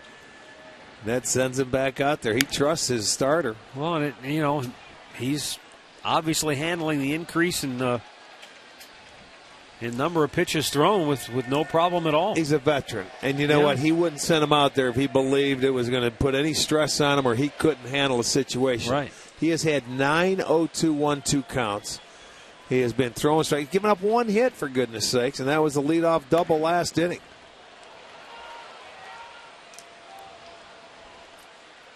We have seen, Rick, I think we've seen more guys transition from bullpen to rotation better than the other way around. From rotation to bullpen? Yeah. Because most of the starters that I've talked to said, boy, when you work out of the bullpen, it teaches you a lot of things that you can really put into effect when you go into the rotation. Being efficient, being effective. Well, you cut down your pitches and you throw more strikes, I think, instead of maybe sometimes you figure you have a few hitters to work with or a few innings to go. Brantley lifts one in the air. Shallow left. In comes Gordon. And it's Escobar who gets there in foul ground to make the catch, 2 away.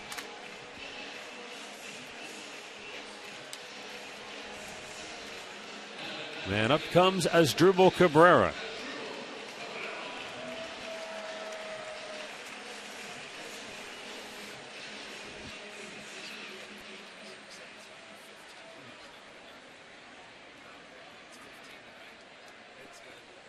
Cabrera 0 for 2.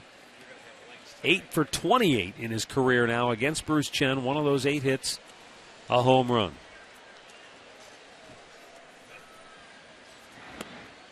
And that's ball 1.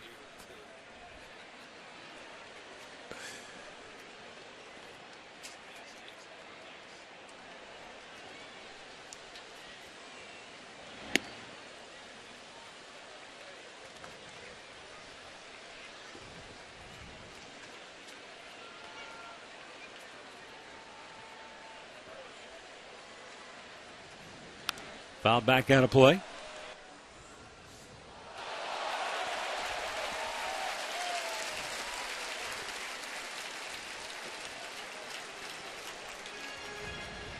Two down here in the bottom of the 6th. No score in this game between the Indians and the Royals. They've split 10 games so far this year head-to-head, and game number 11 shaping up to be a dandy.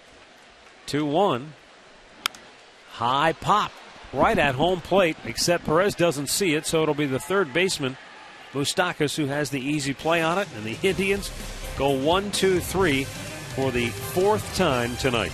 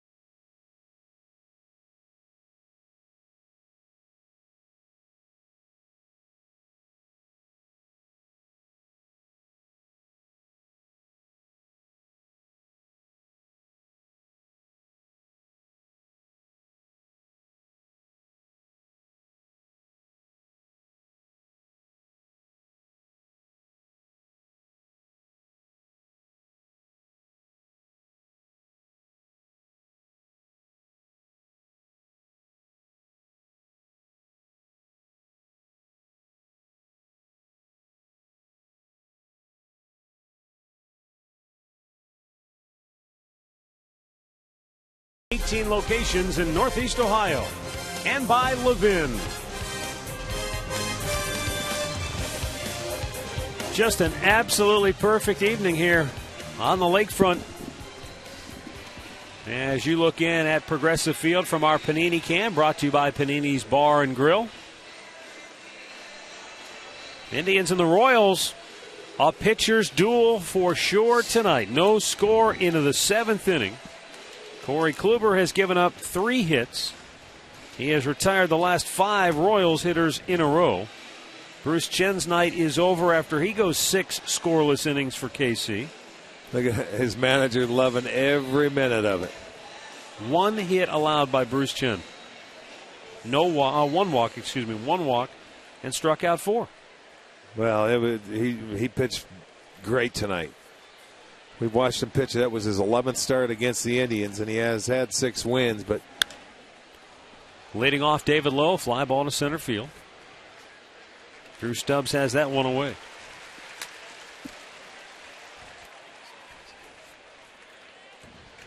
That'll bring up Alcides Escobar, who is 0 for 2.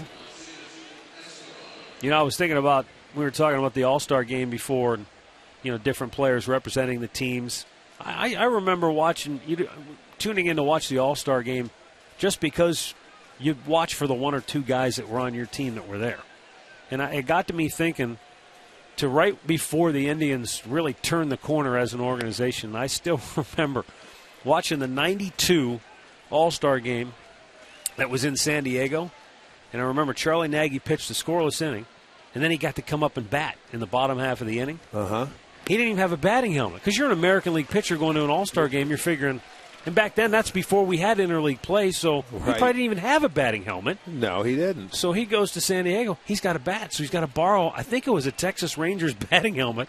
He goes up, gets a knock off Doug Jones, who had been his teammate just the year before. And then he came around to score a run in that inning. And while the Indians weren't having a banner year in 1992, that was a great moment. You know, it's a big stage, it's national TV, and that's your guy. Yeah. On the big stage, getting it done. I do remember it, but that is funny. That's good. That's a good memory.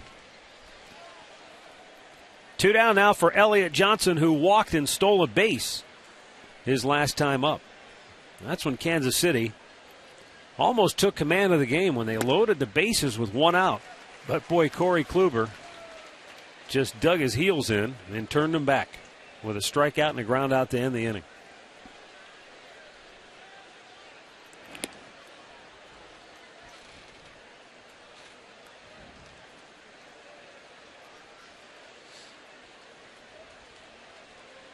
Well, Kluber has done another great job tonight pitching.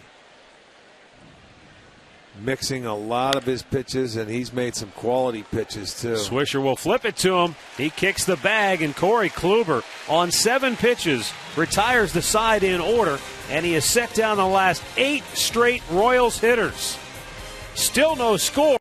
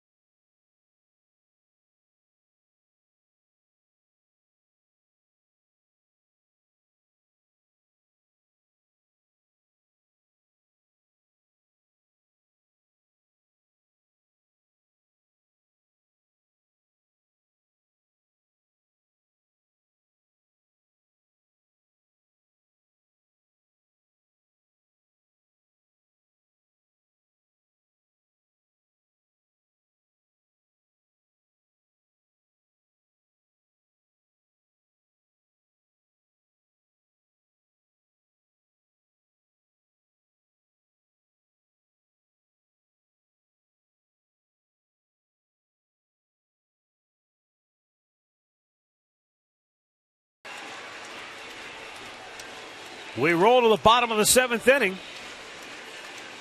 And today's Cleveland Clinic call to the bullpen. Left-hander Tim Collins on for the 40th time this year. 2 up, 3 down, a 3.55 ERA. And he'll be facing left-handed hitting Jason Kipnis, then a couple of switch hitters, Nick Swisher and Carlos Santana. Well, Collins has appeared in 5 games against the Indians this year out of the 10 they played. He's pitched 3 innings, given up a couple hits with a couple earned runs, and he's 0-1. But the left-hander has good stuff. We'll see. Control-wise, he came in one time and walked back-to-back hitters, I think, when he got his loss.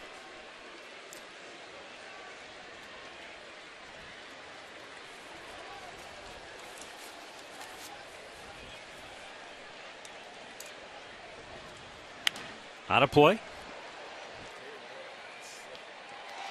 Perhaps it's the old familiarity breeds contempt, but Collins, who has pitched very well, the Indians have always done pretty decent against him. In his 24 career games, he's logged 25 innings. He's allowed 22 hits and 15 earned runs. So the Indians have been able to solve this left-hander on a number of different occasions.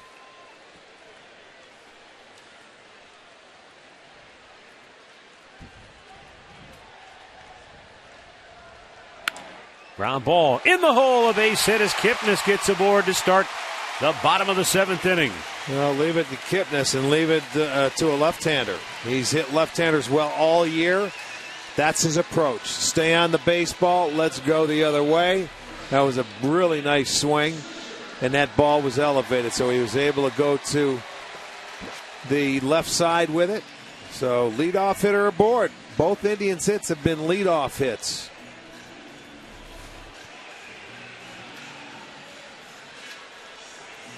Now Nick Swisher, who is 0 for 2. He has struck out and flied out.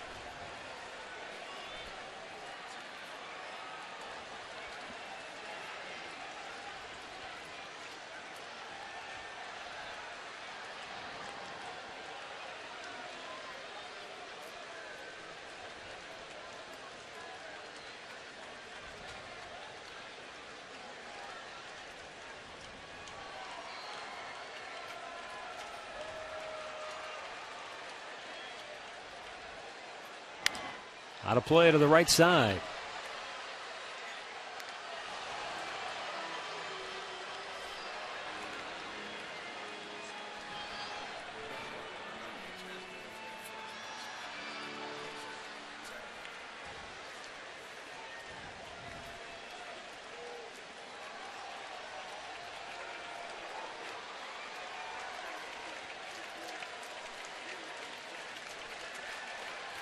Collins delivers. And it's up high. 1 ball, 1 strike.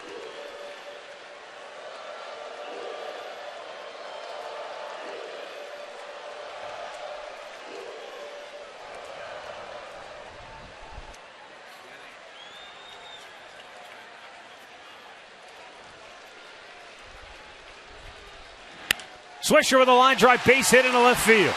Kipnis will stop at second as Gordon scoops it up quickly. And the Indians have back-to-back singles off Collins to start the 7th inning. And out comes Yost. Boy, it didn't take him long, but back-to-back singles will do that. I mean, he's watched his pitcher. He pitched a lot in New York. He was in 3 games in that series. He's already going back to that bullpen. I believe they got a right-hander out there. So after surrendering 2 hits to the first 2 batters he faces here in the 7th inning, Collins is out. Today's Cleveland Clinic call to the bullpen.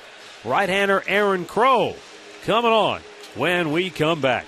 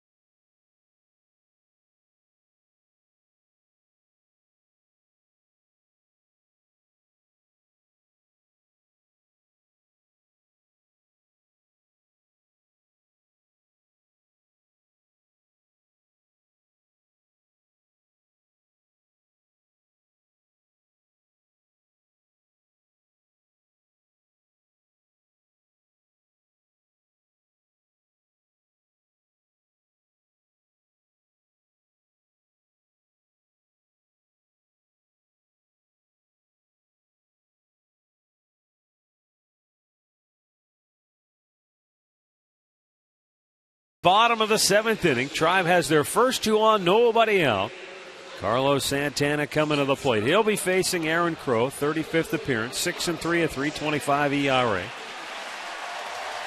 Carlos Santana doubled his last time up.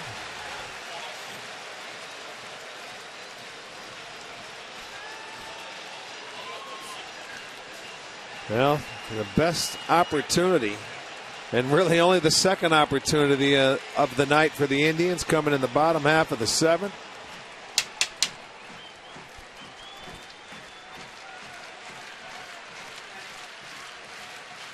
The set by Crow, the pitch, and Santana checks. It's down low.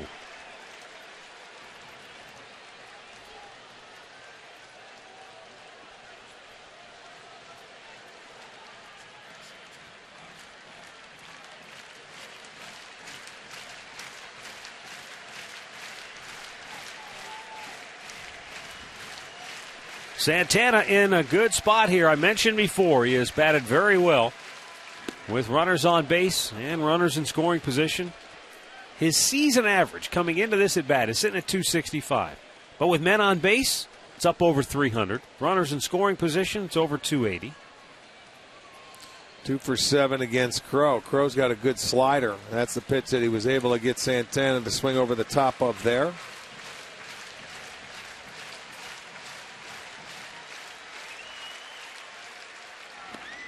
Missed inside with it. 2 balls and a strike.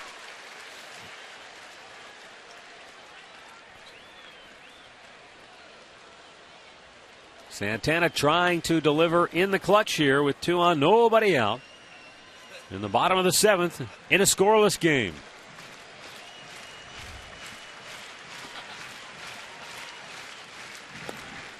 Downstairs, he lays off 3-1. Now Mark Reynolds waits on deck. Well, it's been slider, slider, slider.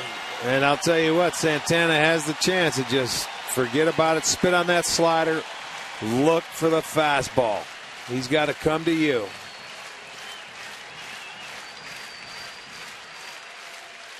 Line drive up the middle, it's through into center field. Kipnis coming around third, going to be waved home. Dyson Stroh to the plate, he is save! Kipnis slid under the tag. A terrific job by Kipnis to avoid the tag by Perez. And the Indians have taken a 1-0 lead. Well, Perez went up to get that throw, and he had a tough time coming back to try and tag Kipnis and left a little bit of the plate open. This is going to be our McDonald's. I'm loving it. Santana sat on the fastball. He got the fastball and roped it into center field. Dyson comes up, makes a nice throw. Let's watch the tag. He had the ball, but he was so far out in front of the plate. Why did he go out that far and didn't stay back? That enabled Kipnis to get around him to score.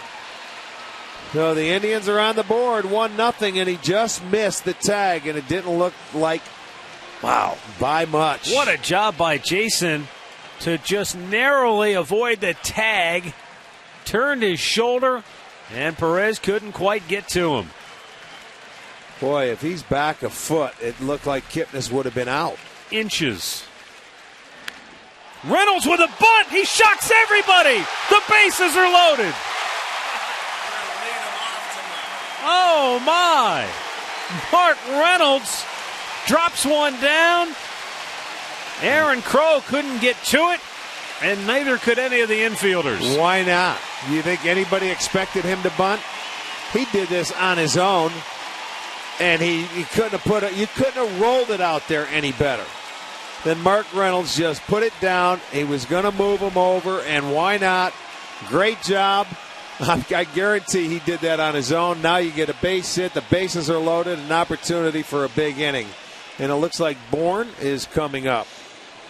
Now for Rayburn, not only that'll be twofold. Put him into center field. Put Stubbs over to right. So you'll get him a left-handed bat in here. And then you'll get your good defense in there. It's been a great inning for the Indians. 4 straight hits as soon as they went to their bullpen. 2 off Collins, now 2 off Crow.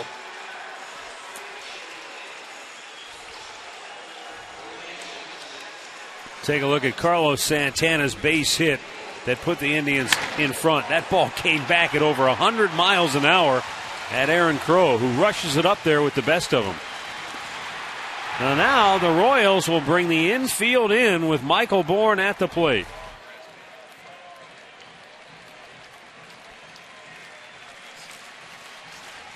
Bases loaded, nobody out.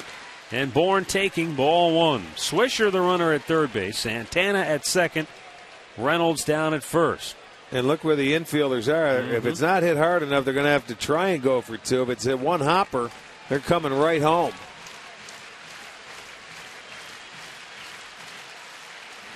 Outside with it, 2-0. Bourne in the driver's seat. Boy, when you get ahead as a hitter, when you get runners on base, you can be especially selective.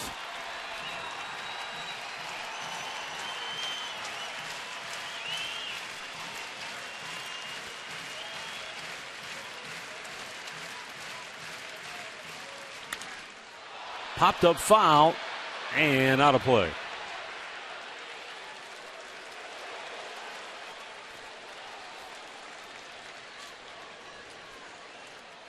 Two balls and a strike. The Indians taking a 1-0 lead here in the seventh inning on the base hit by Santana that scored Kipnis. Now they're loaded up after the surprise bunt single by Mark Reynolds.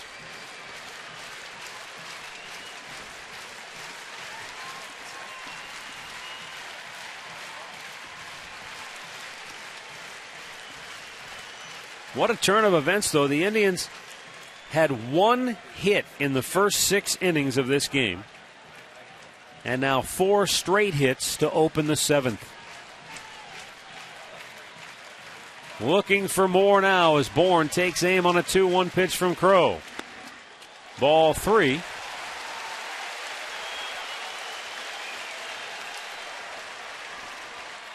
And Mike Aviles waiting on deck.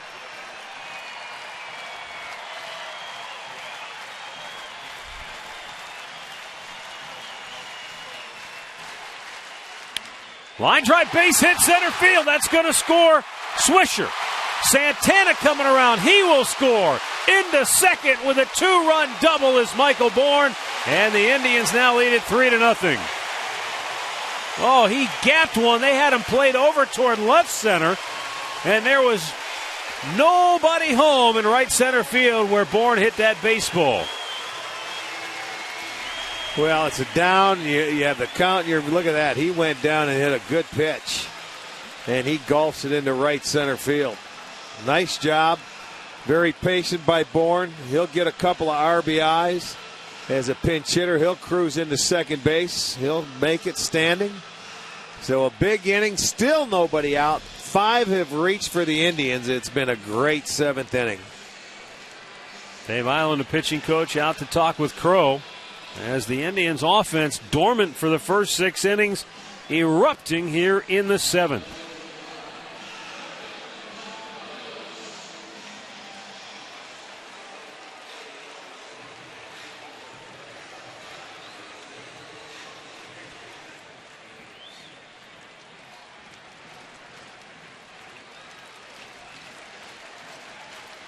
Now Mike Aviles fouls one back.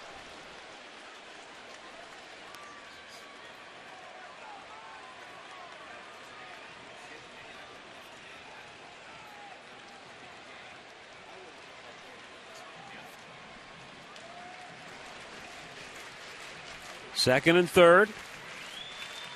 Infield still in, cut of the grass all the way around the horn, and Aviles pops one up sky high, shallow left. Out goes Escobar, the shortstop. One down. Well, they finally get that first out.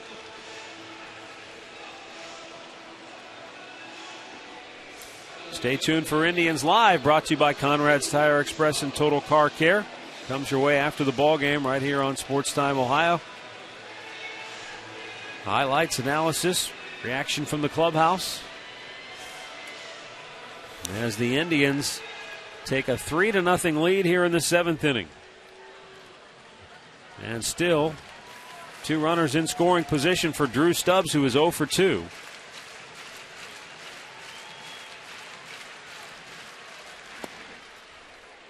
Royals have the rookie left-hander up in their bullpen. Donnie Joseph, who just made his major league debut yesterday. Well, you'd like to get at least one more in if you're the Indians here with the opportunity that they had. They had 3 in, still second and third, nobody out. No balls, 2 strikes.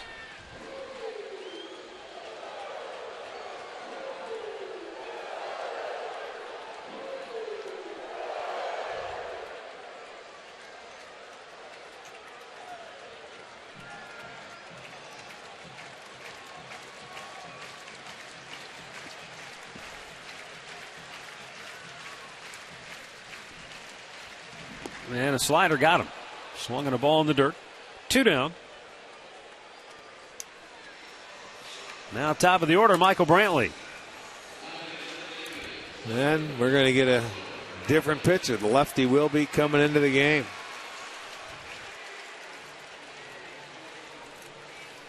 Yeah.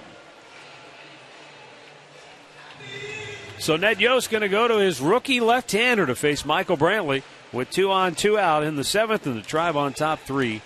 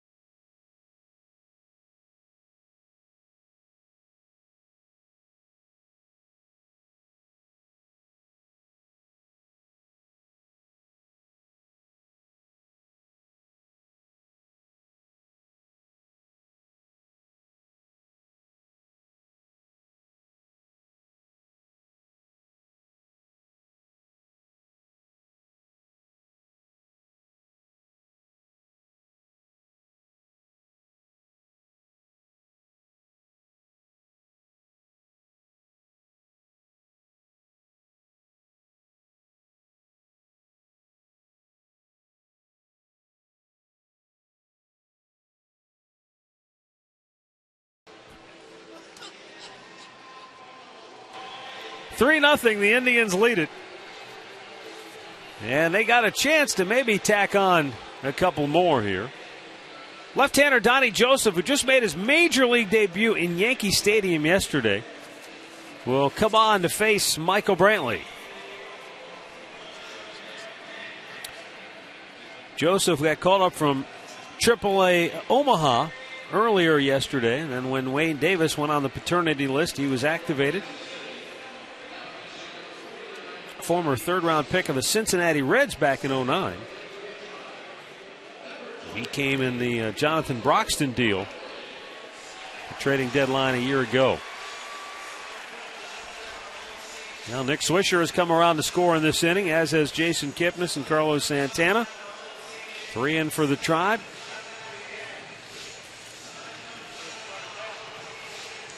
Well, the Indians have been able to get to that Kansas City bullpen that came in entering tonight. They were the best in the AL, 2.87 ERA. And they got another 6 inning from their starters. That's the 65th time this year they have had a starter go 6. In comparison, the Indians have had 50 of them.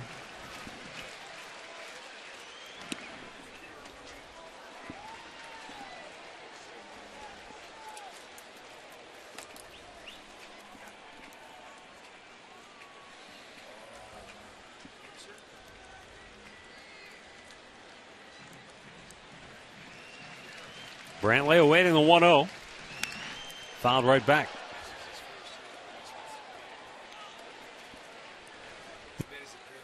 One ball, 1 strike, 2 down. Indians on top 3-0.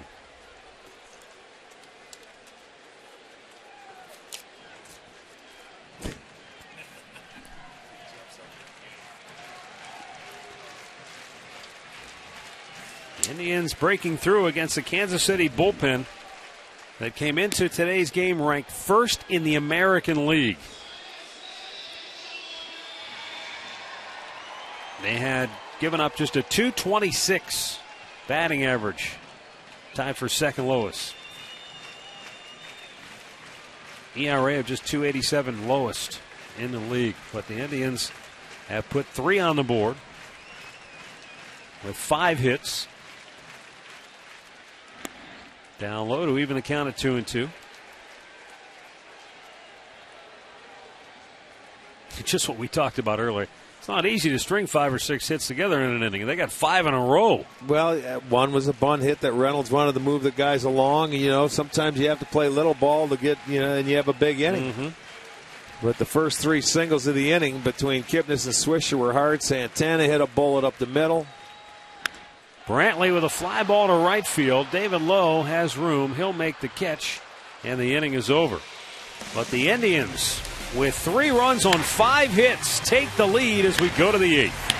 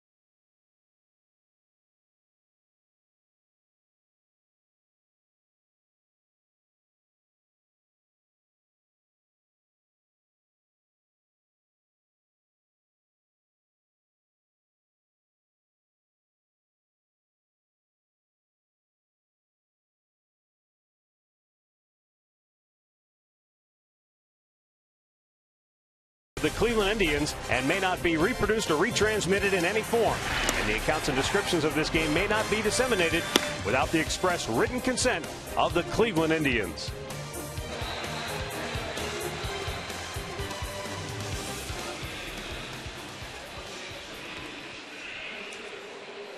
It's a 3-0 Indians lead as we go to the 8th. Michael Bourne stays into the ball game. He's in center field, and Drew Stubbs slides over to his familiar spot in right field. Corey Kluber, who has retired 8 in a row, will stay on to pitch the 8th inning. Closing in on 100 pitches for the night. Joe Smith up, getting loose in the Tribe bullpen.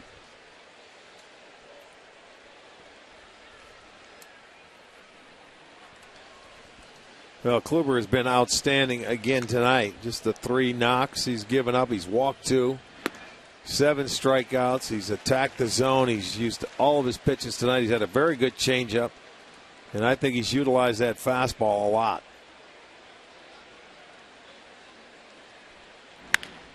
Ground ball to first. Swisher scoops it up, takes it to the bag, 1 away.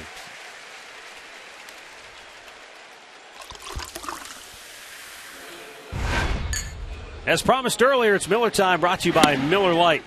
Bases loaded in the 5th inning with 1 out. Alex Gordon at the plate in a scoreless game at that time, and Corey Kluber went to work on him, got him to swing and miss at that 3-2 slider, and then he gets Hosmer to ground out, and he took it himself, and the Royals left him loaded. That's when the game was really, could have gone either way right there. Big inning. And he's retired. That's what started it. 9 in a row. Well, they had the leadoff triple, so there was a man on third and nobody out before he ended up getting out of that inning. And he has settled in. After that point, the 6th and 7th inning, been very aggressive, and he's had some easy innings. When you look at it, the 6th and 7th, 17 pitches in those 2 innings after he had to struggle to get through the 5th. So he has really done a nice job, and he get through this one. I don't see any reason why not.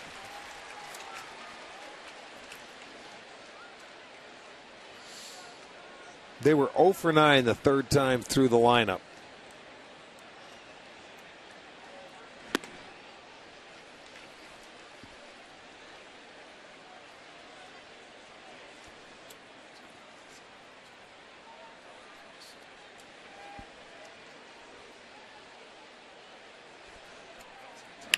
Fastball hit out of play.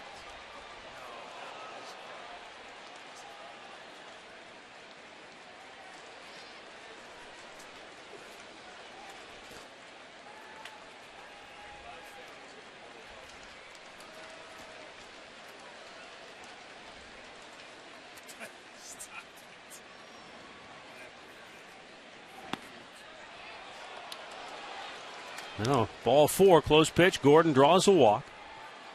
1 on, 1 out. Mickey Callaway checking to see if Joe Smith is ready. As Eric Hosmer steps to the plate.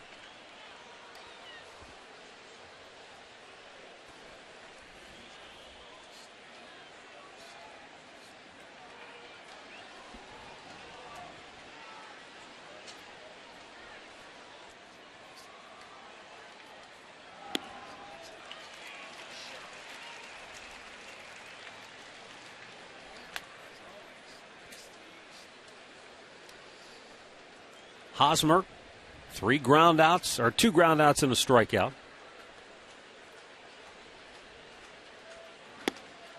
And Kluber in there with an off-speed pitch to put him down 0-2.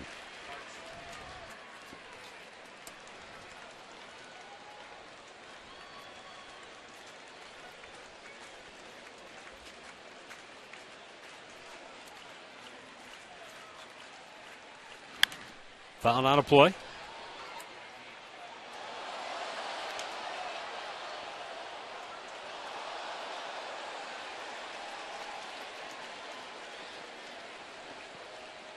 Now Cody Allen has joined Joe Smith in the Tribe pen.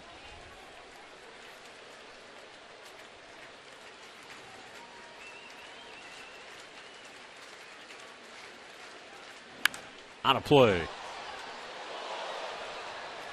Wow, that ball was ricocheting around like a pinball machine. That thing went into that Sweets, and I mean ricocheted out of there in a hurry.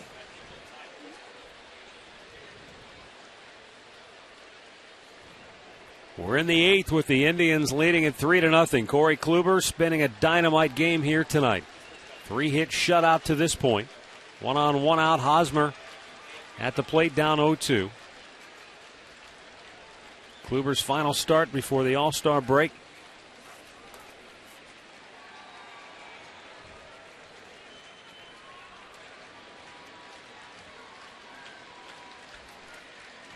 Missed inside.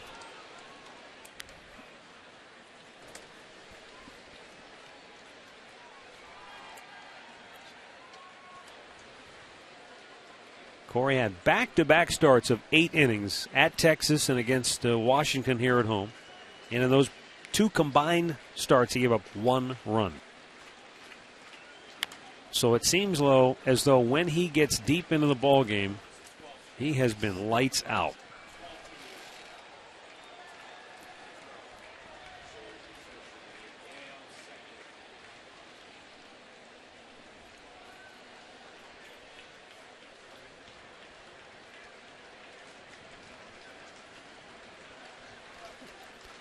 Ten ground ball outs on the night.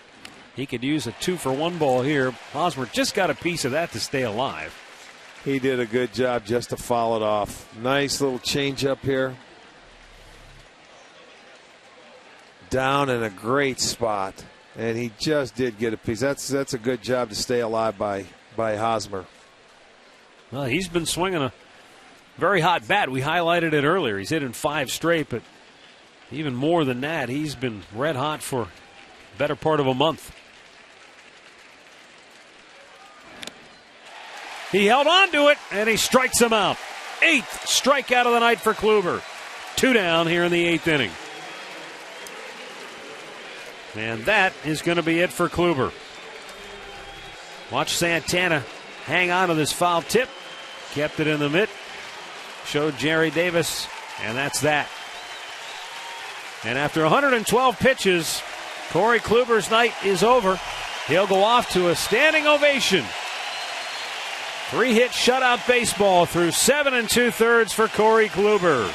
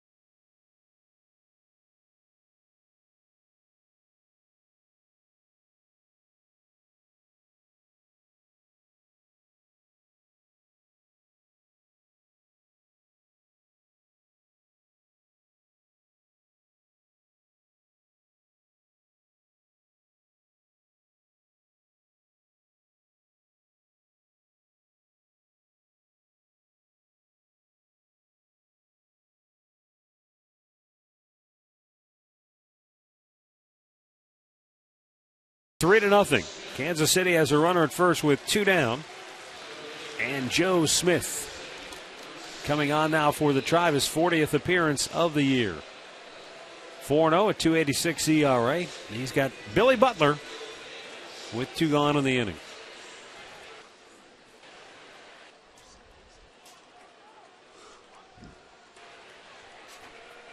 Smitty had been used 4 days in a row, and he definitely had to have a day off.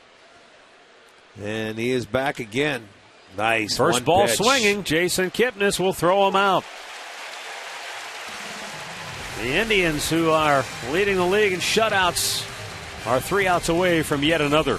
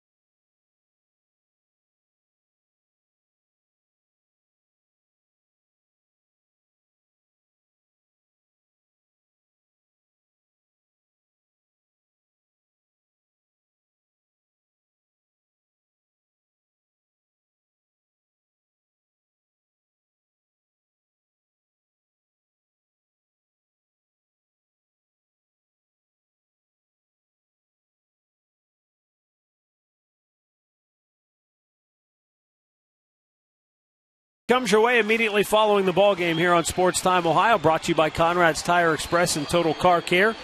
Al and Jason will have the highlights. Rick and I will have some final thoughts. Katie will have reaction from the Indians clubhouse. It's all coming up right here on Sports Time Ohio.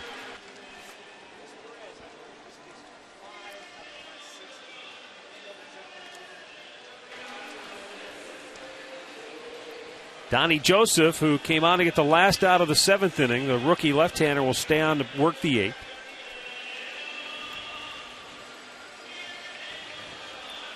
And as Dribble Cabrera, Jason Kipnis, Nick Swisher due up for the try. Now looking forward to the 9th inning, Chris Perez has pitched in 5 out of the last 6 games. He pitched 4 straight days, had a day off, and then pitched again yesterday. So I'm not sure if he's available. It might be Joe Smith pitching in the 9th tonight.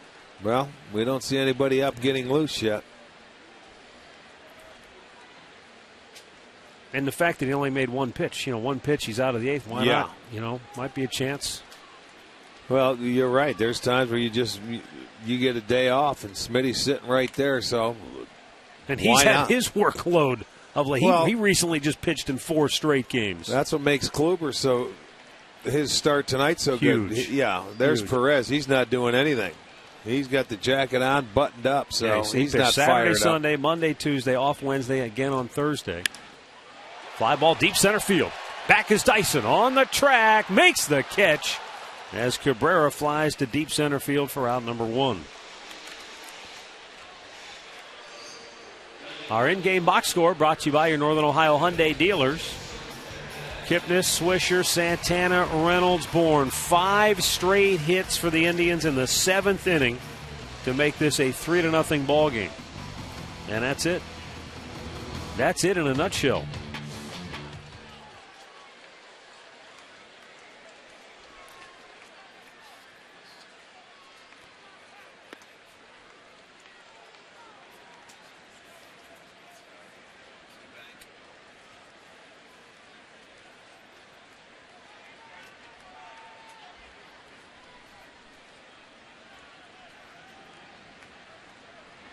Swung on and missed.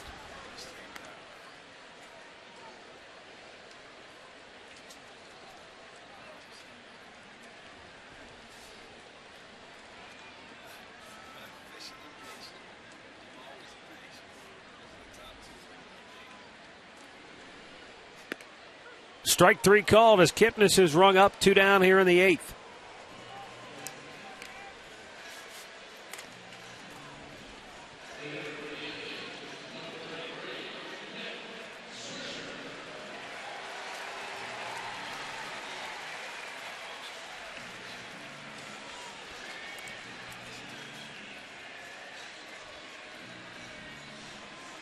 Now Nick Swisher with 2 down.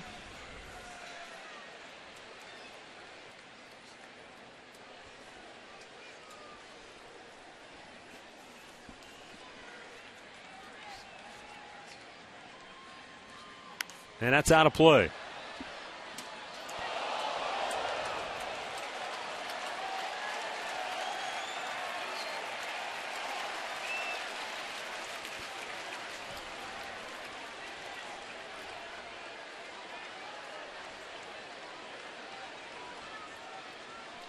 Well, now I'm looking out in the bullpen, and Cody Allen is getting loose, so that could be a just in case. Or he might be coming on to work tonight. We'll wait and see. Right now, Nick Swisher with a 1-ball, 1-strike count. Missed outside.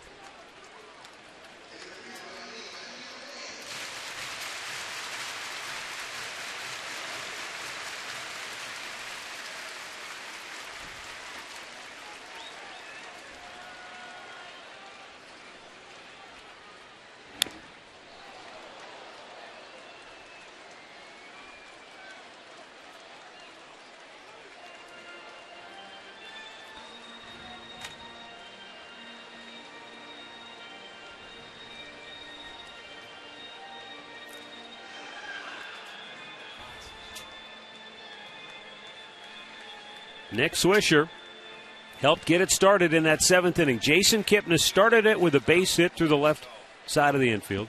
Swisher pulled a line drive over the head of the shortstop. Then Santana singled up the middle to put the Tribe on the board, and a great slide to avoid the tag by Kipnis. Then after Reynolds loaded the bases with a bunt, Michael Bourne a pinch hit 2-run double. Swisher takes down low. Full count.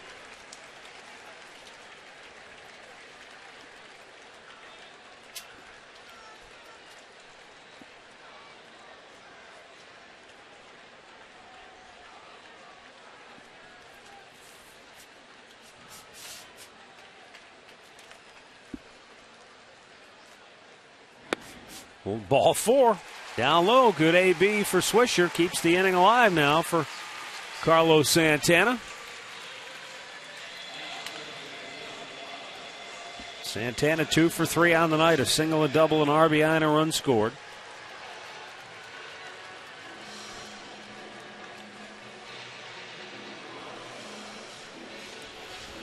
Santana with the big hit. Back in the 7th, 3-1 count, and it was all sliders. And then he sat on one pitch, got it, and delivered.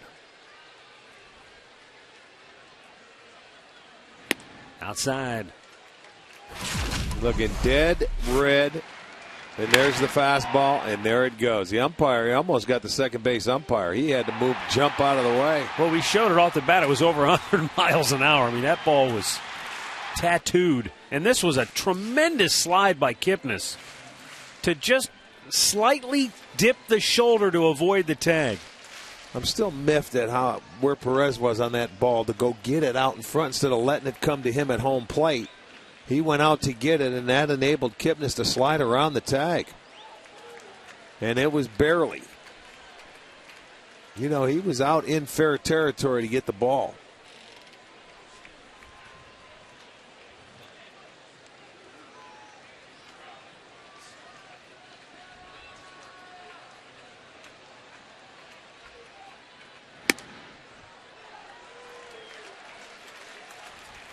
Three and 0 the count here on Santana after he walked Swisher on a 3-2 pitch.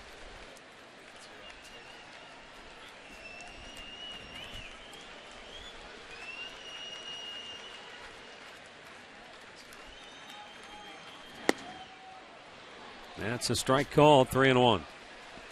Well, all that rain that we experienced here has now finally made it over to the East Coast. The Yankees, Twins are in a rain delay. Phillies, White Sox already rained out. Well, that's interleague. They'll have a double dip tomorrow then. 3-1 pitch. Strike call to full count.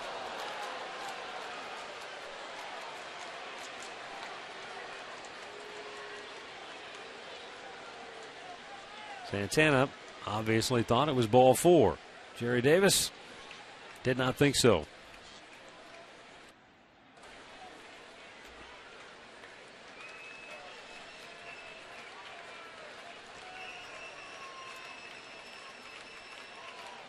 And the payoff pitch is ball 4. So back-to-back walks. Twice he went full counts. And Ned Yost's going to have to go back to his bullpen. He had 2 outs, nobody on base before walking back-to-back hitters. And it's Luke Hochevar who will be coming on next when we come back.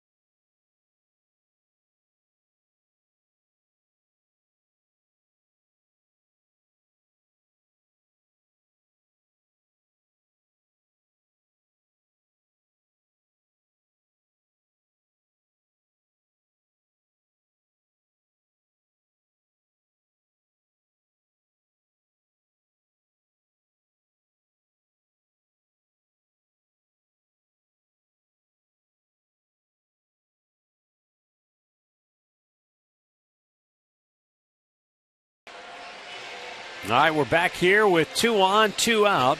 Mark Reynolds striding to the plate.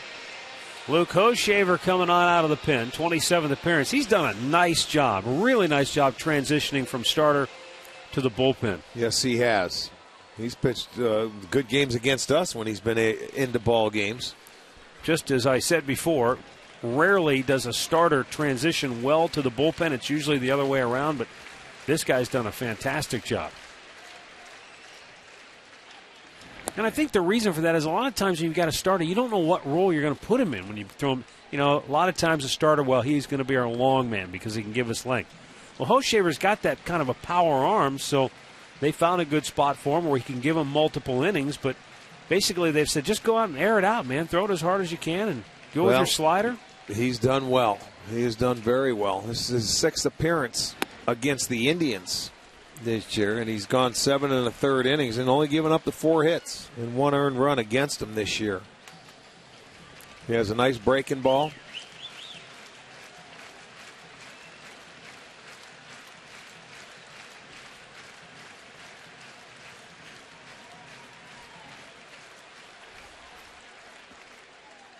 Reynolds, a swing and a miss. It's 2-1. Got that one up to 96.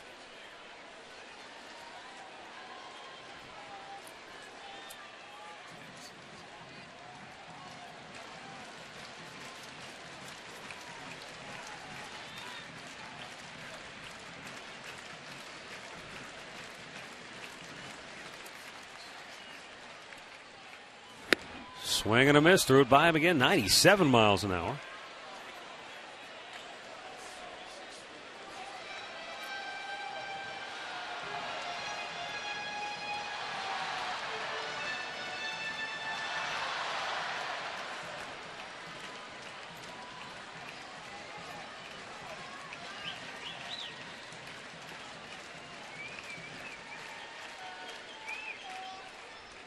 And a fastball fouled away.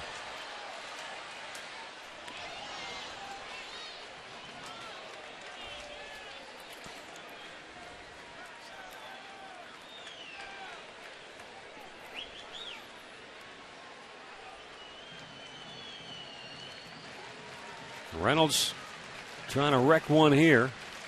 Blow this baby open.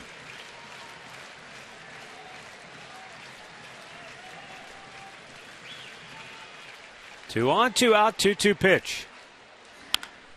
Bounced foul, third base side.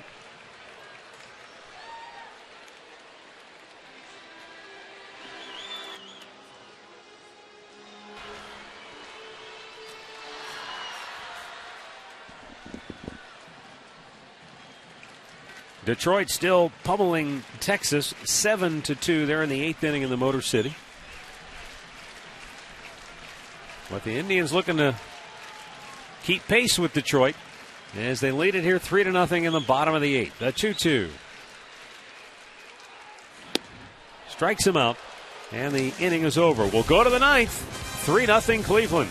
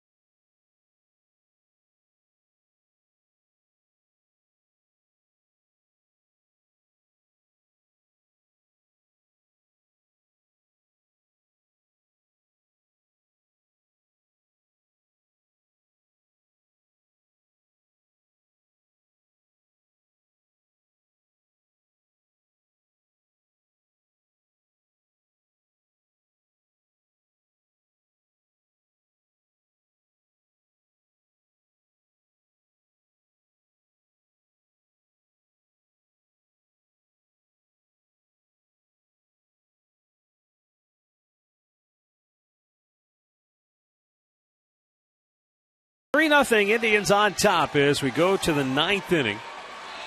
And as we take a look at the All-Stars to be in action tonight, Jason Kipnis, he helped get that Indians rally started. His base hit led off the 7th inning in which the Indians scored all 3 of their runs. And Salvador Perez had a base hit for Kansas City in the 4th. Alex Gordon hitless with a walk. Well, there hasn't been a whole lot of offense in this game. No. Only 9 hits. And, Kansas City shut out. It was a well-pitched game, both by Chen and Kluber, the starters, and the Indians were able to get to the bullpen. And speaking of bullpens, Cody Allen is coming in for the Indians to close this one out. An opportunity for a save, his 2nd this year. Appearing for the 40th time. He will come on. He'll face Perez, Moustakas, and Lowe. So the righty, couple of left-handers. Trying to save it for Corey Kluber, looking for win number 7.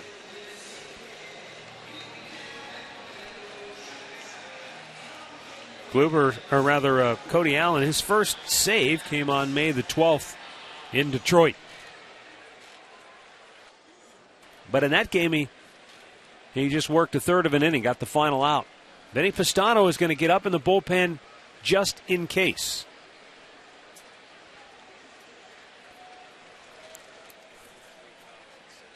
Allen's got Salvador Perez, Mike Moustakas, and David Lowe to go through here in the 9th inning for KC. And a fastball in there for strike 1.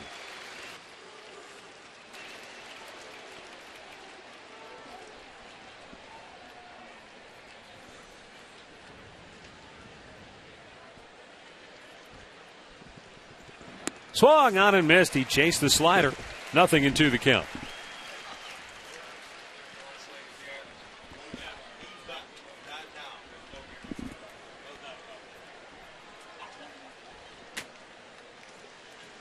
Now the 2-strike pitch. Hit off the end of the bat, foul.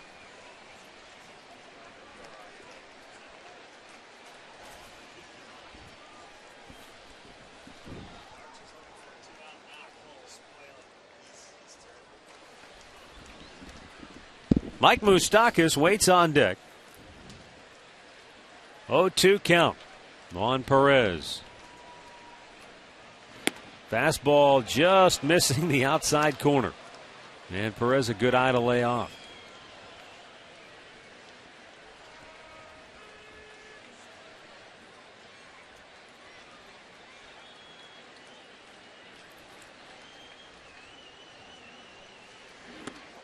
Down and away, 2-2.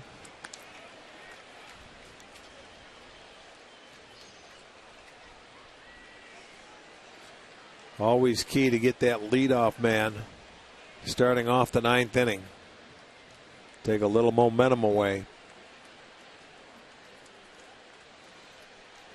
Good fastball, and Perez got a piece of it to stay alive as he just out of the glove. Fouled it right back.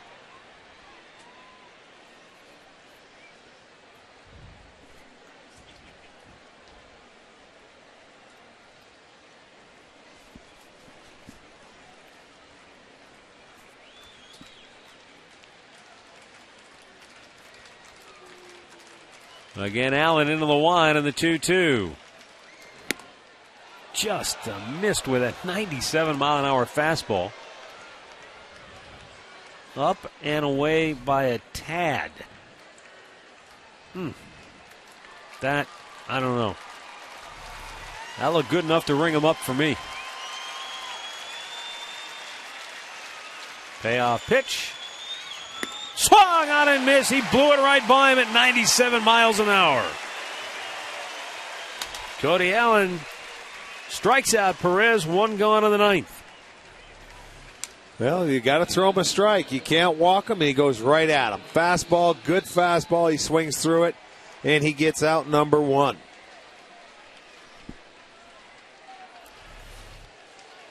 Now up comes Mike Moustakas, an infield hit back in the 2nd inning. He's flied out, grounded out since then. Good low heater.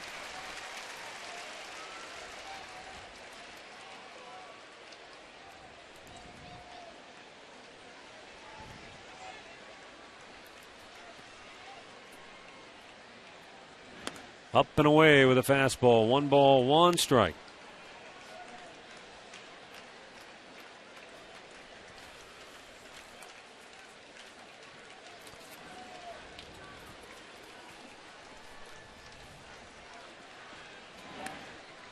Downstairs with a slider, 2-1.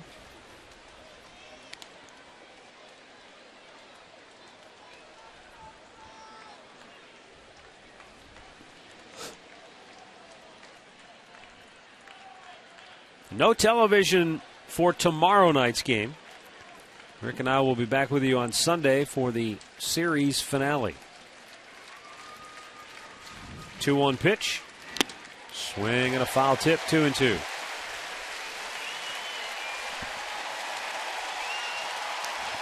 Tomorrow night, it will be Scott Kazmir against Jeremy Guthrie.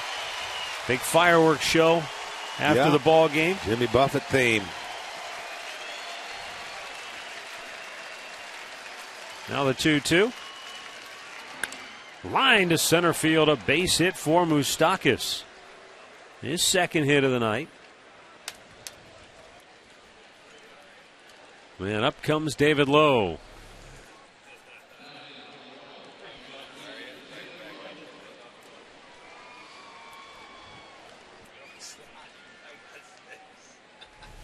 David Lowe tripled back in the 5th inning. He's flied to deep left and flied to center as well.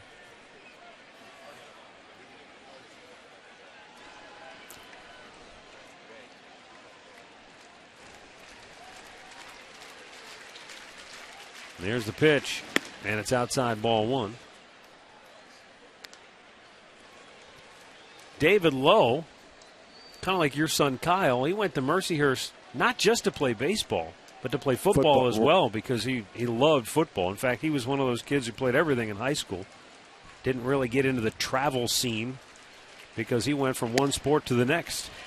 Good all-around athlete, and that's probably why he ended up at Mercyhurst, because he wasn't played 2 sports. Yeah, and because he wasn't just dedicated to playing 100 baseball games a summer and that kind of thing. Better off playing on that football stadium than the baseball field over on the lake in the spring. Some cold spring ball games. Yes, indeed. Takes a strike. It's 1-2. But because he's such a good athlete, they still found him. It's just taken him maybe a little longer to get to the big leagues than others. But he's making the most of his time, and as a rookie, having a fantastic year. 1-2 count. Allen deals. Swing and a foul, and Santana watches it go back to the screen. Count remains 1-2. He was an 11th round pick of the Royals back in 2007. I like what Dayton Moore says of David Lowe. He said, he wasn't a high selection, but that's the beauty of baseball. The game is the ultimate evaluator. Yeah.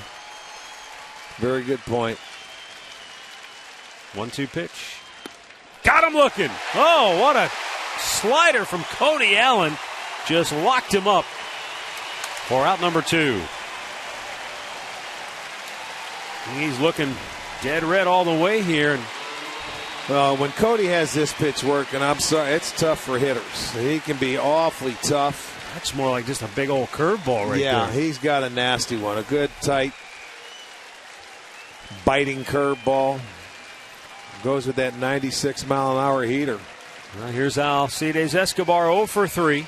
Couple of groundouts and a strikeout. And a fastball in there for a strike.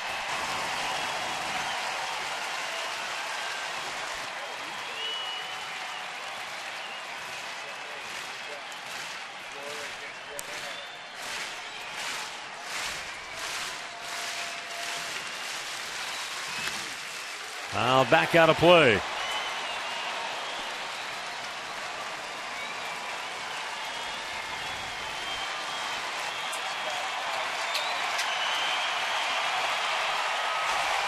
$24,077.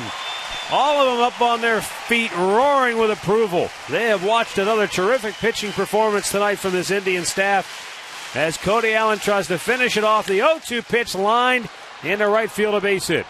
Stubbs will cut it off. To third goes Mike Moustakis. And so now first and third with 2 down, and Elliott Johnson will be lifted for a pinch hitter as the Royals will bring the tying run to the plate here in the 9th inning. And it looks like it's going to be George Kateris who will grab the bat for Kansas City. Might have did him a favor right there, an 0-2 breaking ball, even though he has a good one. But they get the tying run to the plate.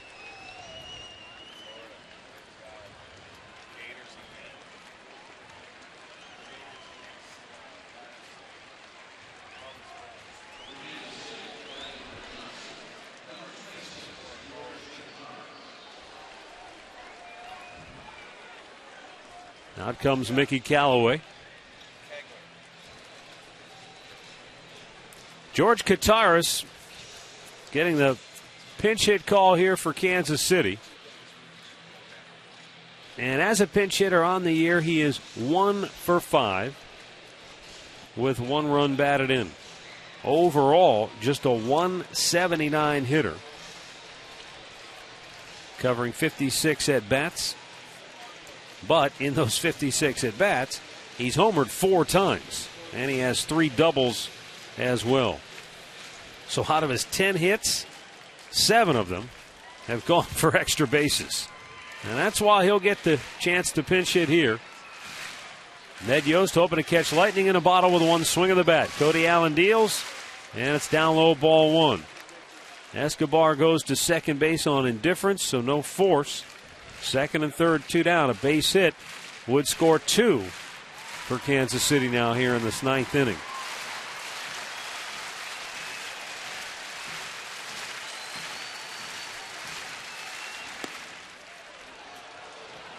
Two and 0 the count.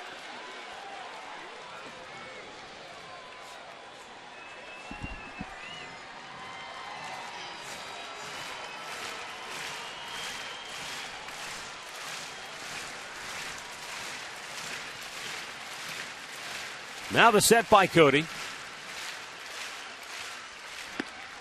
And a called strike.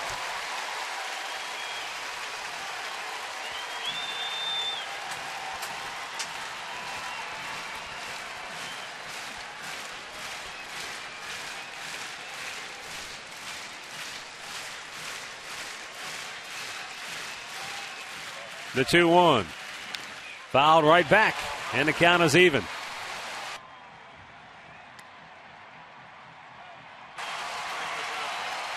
Cody Allen, 1 strike away from finishing it off tonight.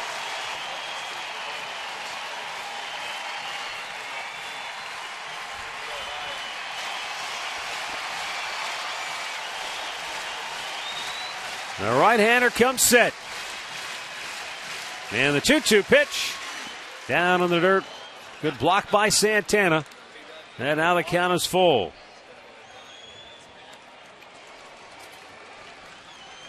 Gerard Dyson currently in the on-deck circle.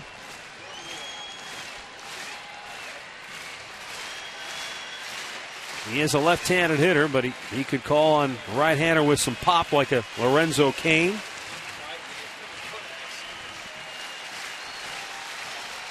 Three-two pitch. Foul back.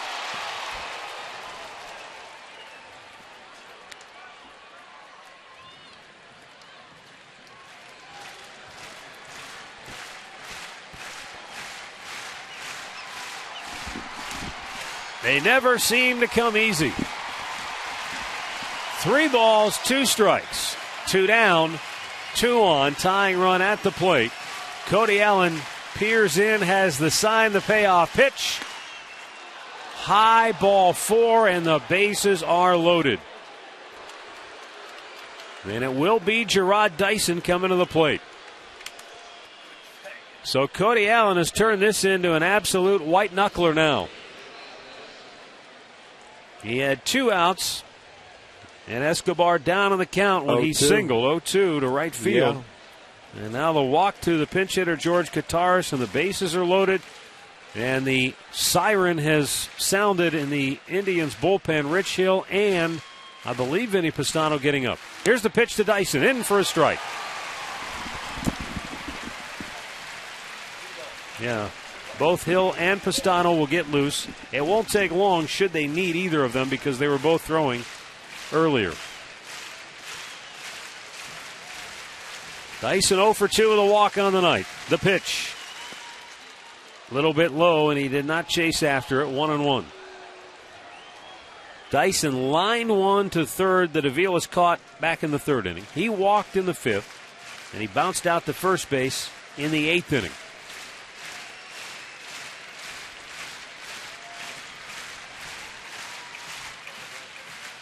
And the 1-1 called a strike on the outside corner.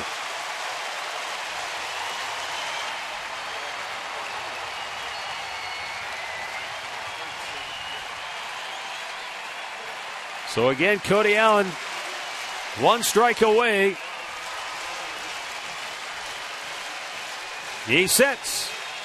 And the 1-2 pitch, a little bit low to even the count.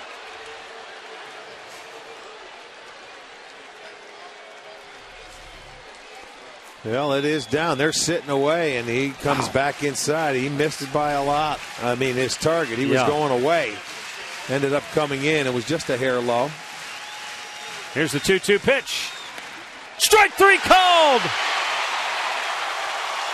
The Indians with their league-leading 12th shutout of the year as Cody Allen strikes out 3 in the ninth, and the Royals leave them loaded for the second time this evening.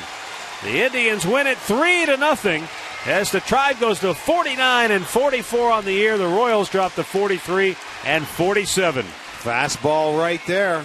Not messing around. Dyson too close to take. He's taking it. You can't take that pitch. Cody Allen with his second save of the year. Corey Kluber gets the win. He's 7-5. As the Indians celebrate